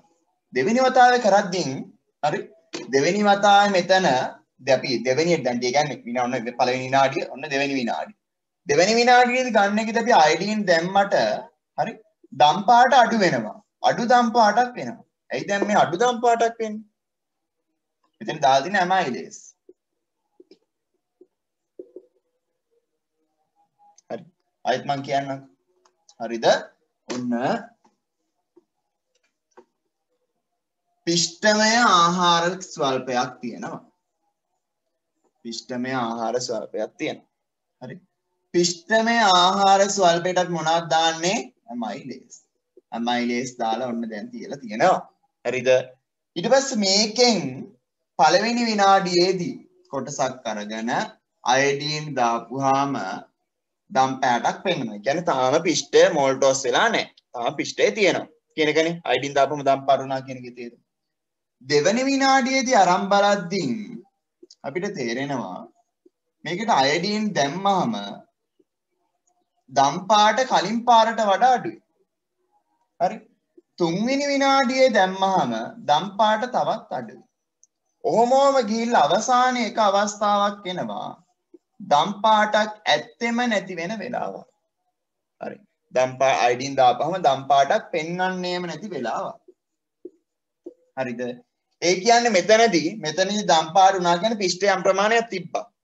මෙතනදී මොකද වෙන්නේ? පිෂ්ඨය මොකද වෙන්නේ? ටිකක් අඩු වුණා. මෙතනදී මොකද වෙන්නේ? තව ටිකක් පිෂ්ඨය අඩු වුණා. මෙතනදී පිෂ්ඨය හොඳටම අයින් වෙලා පිෂ්ඨය නැති වෙලාම කිව්වේ. මේ පිෂ්ඨය නැති වුණාම කියන එක පිෂ්ඨය තිබ්බා මෙතන. පිෂ්ඨය මෙන්න එහෙම නැති කරාම කියන සිද්ධිය කරේ කවුද? ඇමයිලේස් කියන කෙනා. ඒකට අපිට තේරෙනවා ඇමයිලේස් මගින් පිෂ්ඨය වෙනත් දෙයක් බවට පත් කිරීම. ඒ කියන්නේ පිෂ්ඨය මෝල්ටෝස් බවට පත් කිරීම ප්‍රතික්‍රියාව සිද්ධ කරගන්න උදව් කරනවා කියන්නේ. තේරුණාද? හරි. මොකද අපි කරන්නේ පිෂ්ඨය ගත්ත ඇමයිලේස් දාලා තිබ්බා. දැන් මොකද වෙන්නේ? ඇමයිලේස් ටික යාතුල ප්‍රතික්‍රියා කරනවා. ප්‍රතික්‍රියා කරලා මුලින්ම පළවෙනි විනාඩිය ආරම්භ බැලුවා දම් පාටක් තියෙනවා. තාම පිෂ්ඨය තියෙනවා කියන්නේ. දම් පාට අඩු වුණා කියලා පිෂ්ඨය මොකද වෙන්නේ? චුට්ටක් අඩු වෙලා. තවත් දම් පාට වෙනවා තවත් පිෂ්ඨය අඩු වෙලා. අවසානයේ එහෙම කියලා දම් පාට නැතිම අවස්ථාවක් එනවා. ඒකට මොකද වෙන්නේ? ඒ කියන්නේ පිෂ්ඨය නැතිම වෙලා. ඒකේ තේරුම ඇමයිලේස් වලින් මේකේ තියෙන පිෂ්ඨය නැතිම කරලා අයා වෙන ද්‍රව්‍යයක් බවට පත් කරලා. මොකද්ද පත් කරපු ද්‍රව්‍ය? මෝල්ටෝස් බවට පත් කරලා තියෙනවා. ඒකට ඕක තමයි. ඒතර අපිට කියන්න පුළුවන් මේක දිහා බලලා ඇමයිලේස් වලට මොකක් හරි තල්ලුවක් ප්‍රතික්‍රියාවක් කරන්න දෙයක් යාට කරන්න පුළුවන් නේ. මෙයා ප්‍රතික්‍රියාව සිද්ධ කරන්න උදව් කරානේ මෙයා කරන්න පුළුවන් කියලා අපිට කියන්න පුළුවන්. හරිද? එතකොට මෙතනදී තව දෙයක් ඉගෙන ගන්න ඕන. අපිට මේකේ උඩට අයඩීන් දැම්මහම දම් පාට එන්නේ නැහැ. අයඩීන් දැම්මහම දම් පාට එන්නේ නැහැ. හැබැයි මේකේ පාට මොන පාට වෙනවද? අපි දාන්නේ අයඩීන් නේ.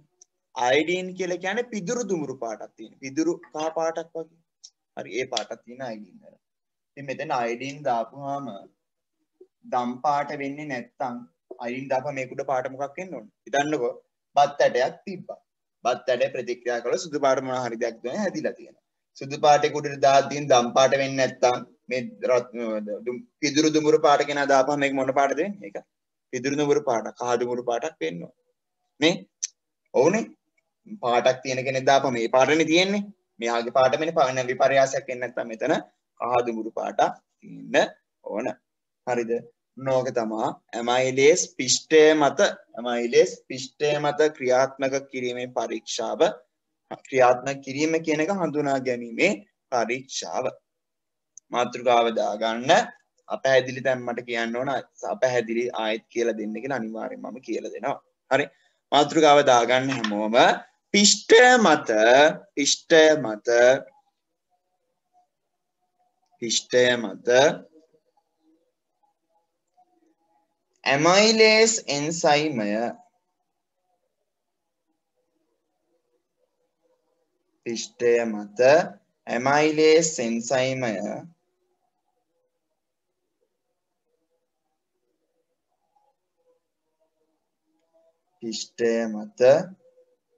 ඇමයිලේස් එන්සයිමය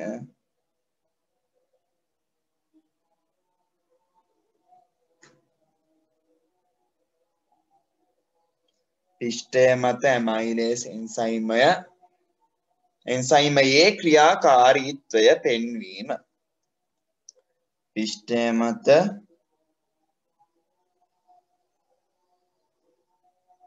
ඇමයිලේස් එන්සයිමයේ ක්‍රියාකාරීත්වය පෙන්වීම. පිෂ්ඨය මත ඇමයිලේස් එන්සයිමයේ ක්‍රියාකාරීත්වය පෙන්වීම.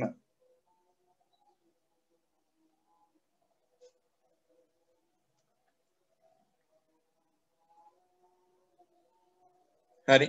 ලියන්න අවශ්‍ය ද්‍රව්‍ය. අවශ්‍ය ද්‍රව්‍ය. පිෂ්ඨමය ආහාරයක් එපා ඉස්සෙල්ලාම පිෂ්ඨය මත ඇමයිලේස් වල ප්‍රතික්‍රියා පෙන්නන්නේ. ඉස්සෙල්ලාම ලියන්න. පිෂ්ඨමය ආහාරයක් විදිහට අපි ගන්නවා මෙතන පාන් පිටි. පාන් පිටි.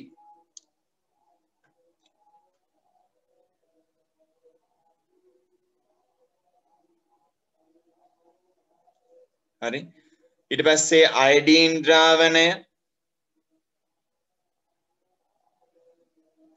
අයඩීන් ද්‍රාවණය. ජලය.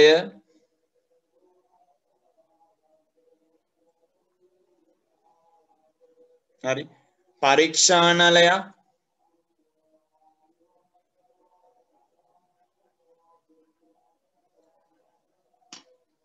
සුදු පිඟන් ගඩොලක්. සුදු පිඟන් ගඩොලක්. විරාම ගටිකාවක්.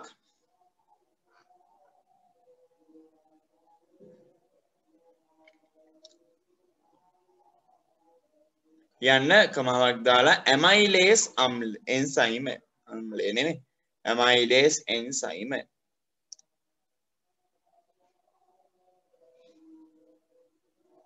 හරි. ඇමයිලේස් එන්සයිම යන්න ක්‍රමය.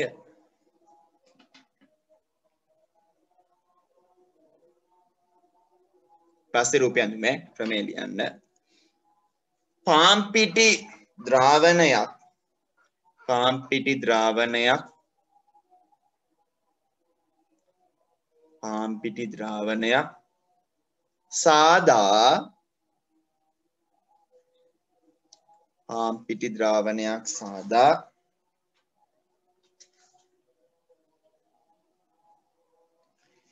එයින් මිලිලීටර් 2ක් එයින් මිලිලීටර් 2ක්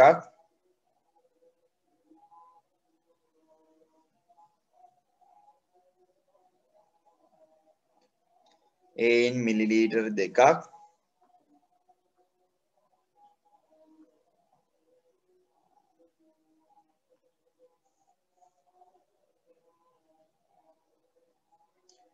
එයින් මිලිලීටර් 2ක් පරීක්ෂා නලයකට දමන්න. පරීක්ෂා නලයකට දමන්න.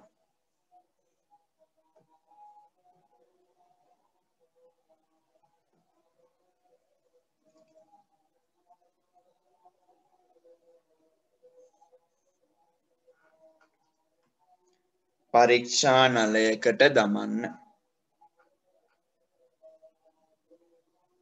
හරිද? ඊට පස්සේ ලියන්න ඇමයිලේස් එන්සයිමයෙන්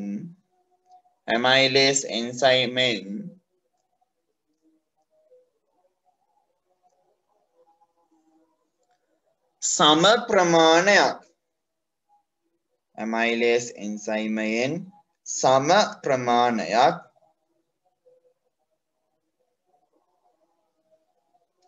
ඇමයිලේස් එන්සයිමයෙන් සම ප්‍රමාණයක්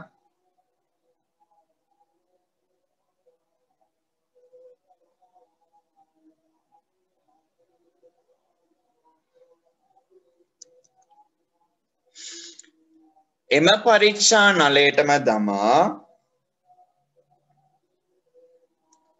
පරීක්ෂා නලයටම දමන්න ඔය කියන්නේ හරි. අපි පිෂ්ඨය මිලිලීටර් 2ක් ගන්නවා නම් හරිද? පිෂ්ඨය මිලිලීටර් 2ක් අරන් පරීක්ෂා නලයට දැම්මා නම් ඇමයිලේස් එන්සයිමේනොත් පිෂ්ඨය මිලිලීටර් 2යි නම් දැන් මේ සම පරිමාවන්නේ දාන්න කියන්නේ. එතකොට ඇමයිලේසුත් මිලිලීටර් 2ක්ම දාන්න ඕන. සම පරිමාවක් වෙන්න බෑ. දානවා. හරි. ඊට පස්සේ කියනවා කියන්න ඊළඟ එක මිනිත්තු 2කට පමණ පසු මිනිත්තු නැත්නම් මිනිත්තු 2න් 2කට කියලා මිනිත්තු 2න් 2කට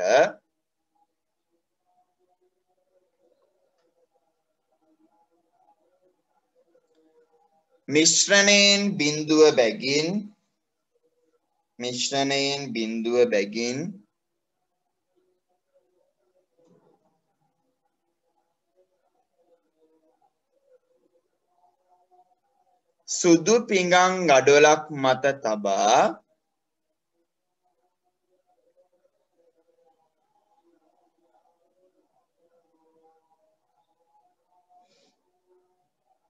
සුදු පිඟන් ගඩොලක් මත තබා අයඩීන් ද්‍රාවණයෙන්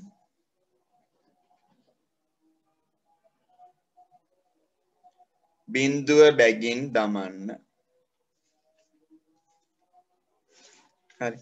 බිඳුව බැගින් දමන්න. දැන් අපි යොදන අවශ්‍ය ද්‍රව්‍ය වලට ඇමයිලේස් එන්සයිම් එක තියෙනවානේ. හරි. අර මුලින්ම ඔළුවේ තියෙන්න ඕන. ඇමයිලේස් අපිට බඳ අපේ ඇමයිලේස් කියන අපේ ඇඟ ඇතුලේ හැදෙන. ඒකට අපිට ඇමයිලේස් ඒක ඇඟ ඇතුලින් එළියට ගන්න බෑනේ. ඒ හින්දා අපි ඇමයිලේස් හදා ගන්න ක්‍රමයක් හොයා ගන්න ඕන. ඇමයිලේස් හදා ගන්න ක්‍රමය තමයි ඇමයිලේස් කියන එන්සයිම් එක හදා ගන්න දැන් ඈ. හරි ඒ එන්සයිම් එක හදා ගන්න ක්‍රමය ප්‍රරෝහණය වෙන මුම්බීජ. ප්‍රරෝහණය වෙන මුම්බීජ කියලා කියන්නේ මොනවද? ප්‍රරෝහණය වෙන මුම්බීජ කියලා කියන්නේ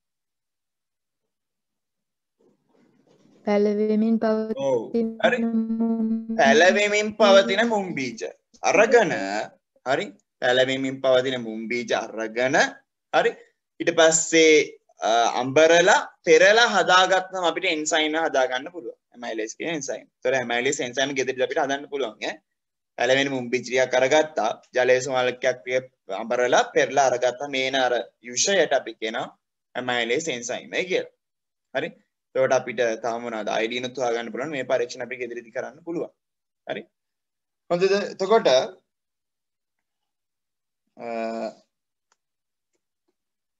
ලියන්න ඊට පස්සේ ඇමයිලේස් අම්ලයේ ඇමයිලේස් එන්සයිම් එක සාදා ගන්න ආකාරය කිය. ඇමයිලේස් එන්සයිම් එක සාදා ගන්න ආකාරය කිය.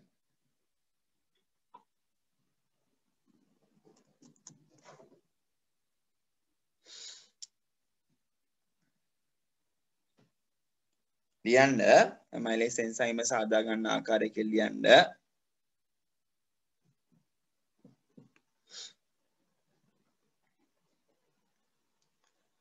ප්‍රරෝහණය වන මුම්බීජ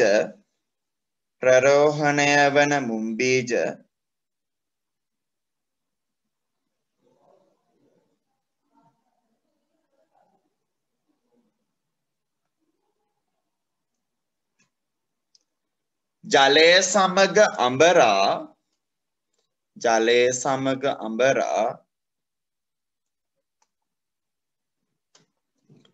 පෙරා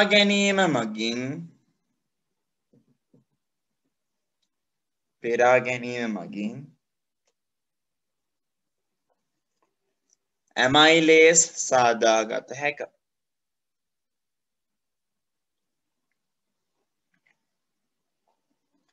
ලියන්න නිරීක්ෂණය.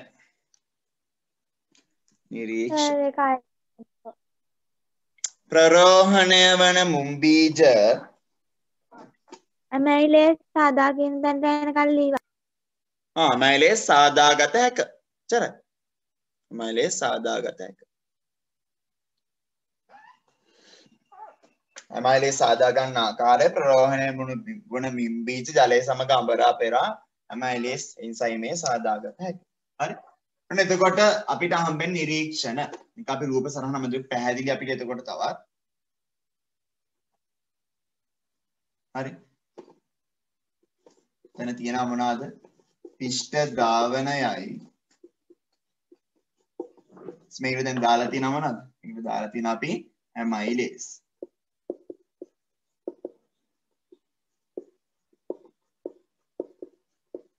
හරි අපි අවස්ථා කිහිපයක් අරගමු.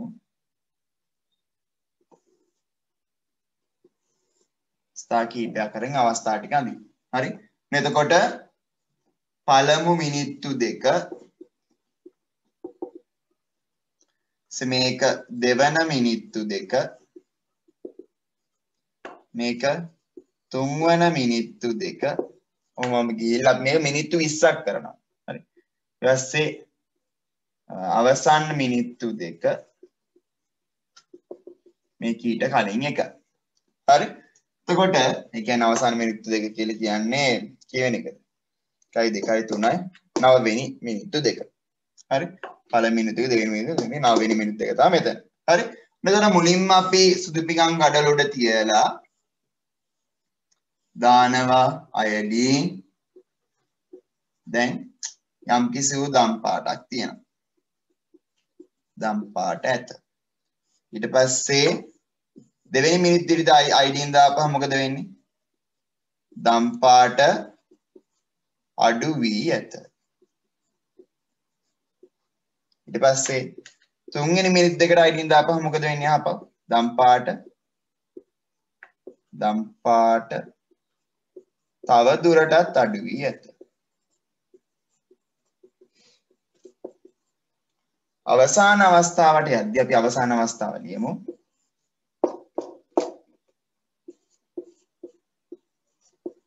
අයඩින් දම් පාටක් නැත. තව එකක් ලියන්න තියෙනවා. ඒක ලියන්න ඔයාලට පේන්නෙත් නැහැනේ. ඒක ලියන්න මම කියන්න. මේ ටික ලියා ගන්න ඕනේ එතක. අපහැදිලි තැන් තියෙන රූපේ කියන්න ඕනේ.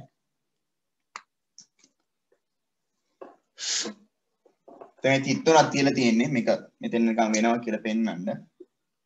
අයි ඉතලයක් ගෙවුවත් කමන්නේ.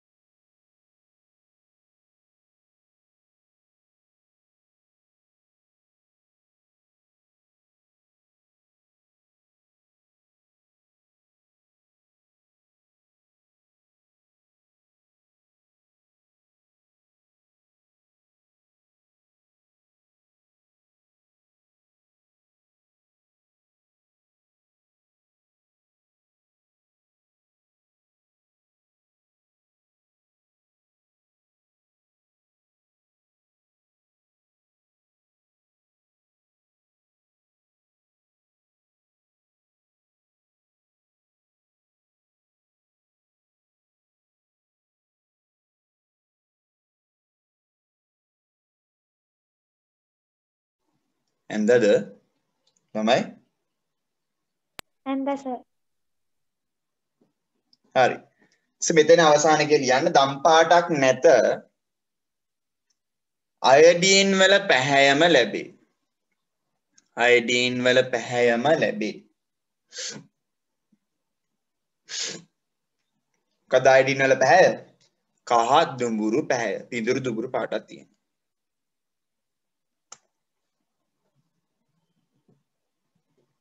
මේකෙත් වීඩියෝ එකක් තිබ්බ මම එවන්නම් බලන්න එතකොට. හරි. ලියන්න තරුවක් දාලා ලියන්න යටින්.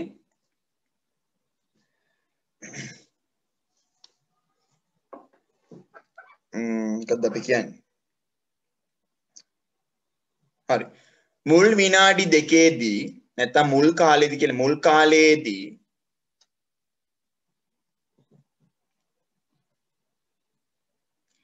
අයඩීන් දැමූ විට අයඩීන් මුල් කාලේදී කියන එක එතන කතා කපන්න කැතයි ඒ වචන. කාලේදී කියන ලියන්න මුල් අවස්ථාවලදී කියලා. මුල් අවස්ථාවලදී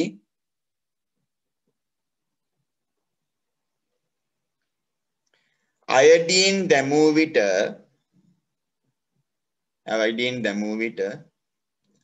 දම්පාට ලැබුණද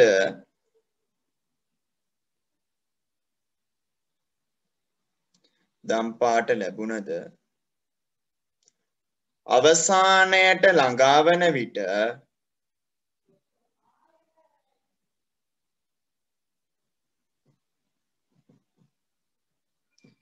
දම්පාට නැති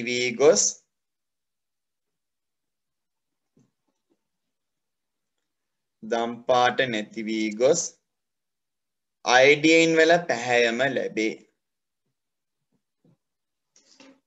හරි අයඩීන් වල පැහැයම ලැබේ. යන නිගමනය ලියන්න.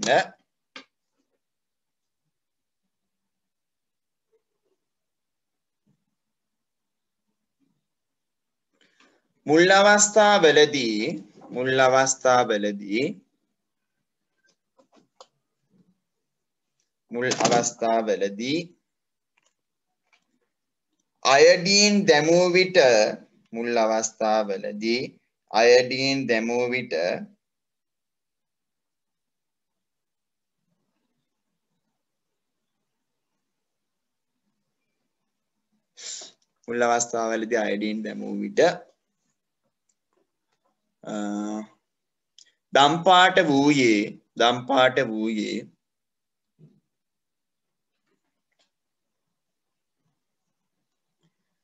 පිෂ්ඨය තිබුණ නිසාවේ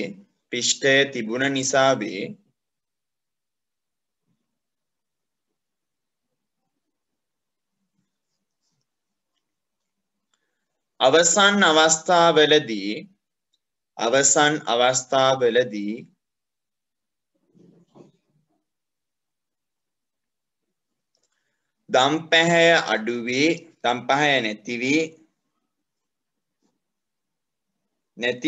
දම්පැහැ නැති වූයේ පිෂ්ඨ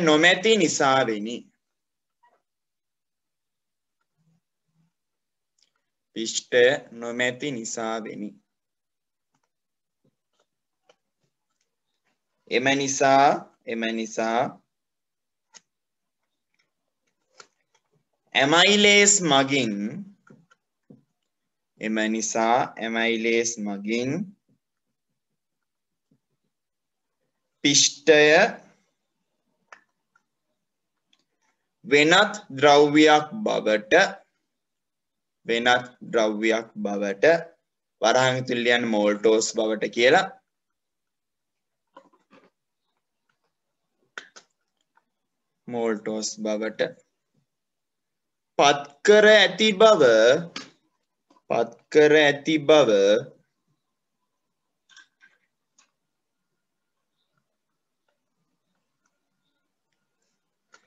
පත්කර ඇති බව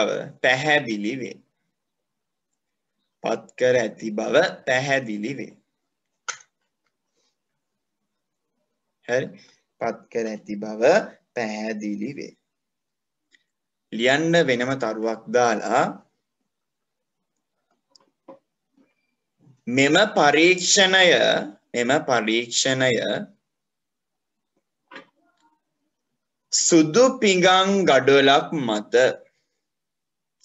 පරීක්ෂණය සුදු පිඟන් ගඩොලක් මත සිදු කරන්නේ ඇයි කියලා කියන්න බලන්න.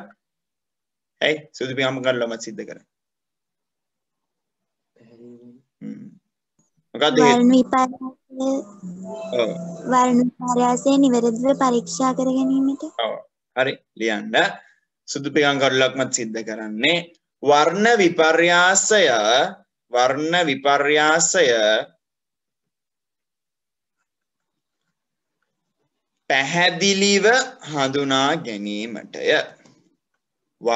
විපර්යාසය පැහැදිලිව හඳුනා ගැනීමටය.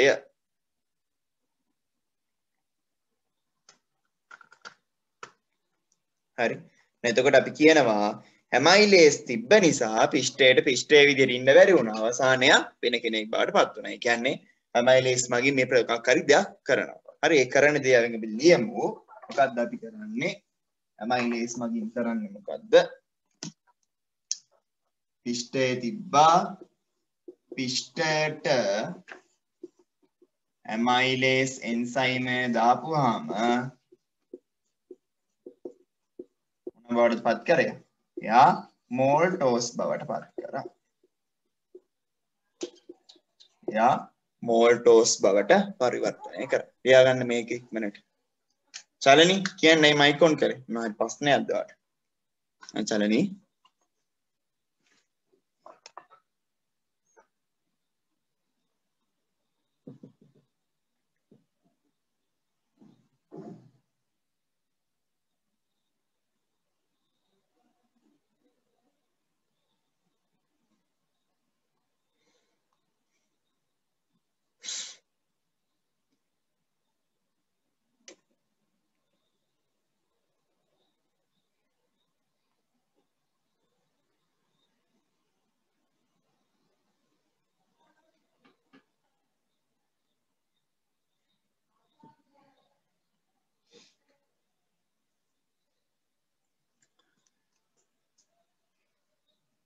වැරදිලා වුණුනේ සර්. හොඳයි. හරි. එහෙනම් විනාඩි 6ක් පරක්කුයි. කමන්නේ. අපි පන්තිය නතර කරමු මෙතන. ඒකට ඊළඟ දවසෙත් කතා කරනවා ලිපිඩ සහ මොනවාද? නියුක්ලියික් අම්ල ගැන. එතකොට ලිපිඩයි නියුක්ලියික් අම්ලයි ගැන කතා කරපුවාම අපිට ප්‍රධාන කාබනික සංයෝග 4 ගැන අපි කතා කරලා අවසానයි. ඊට පස්සේ ඉතින් එහාට අපිට තව දේවල් ටිකක් තියෙනවා. සරල දේවල් ටිකක්. ඒවා ඔයාලට උනත් මම උගන්වන්නෙත් නෑ. ඔයාලට උනත් කියලා තේරුම් ගන්න පුළුවන්. හරි. මේක ටිකක් මොනවද? පාඩම් කරන්න ටික වැඩිපුර පාඩමක්. ඉතින් අනිවාර්යයෙන්ම ෂෝට් නෝට් ගන්න. රූප සරහන් අඳින්න ලස්සන ඒවා. හරි. එතකොට හොඳට මතක තියෙයි. හොඳට තේරුම් ගන්න ඈ. අච්චුපත දිහා බලන ෂෝට් නෝට් කියලා අච්චුපතේ තියෙන එක නෑ ලියන්න එපා. ලස්සන කෙටියෙන් ඔක්කොම ලියා ගන්න.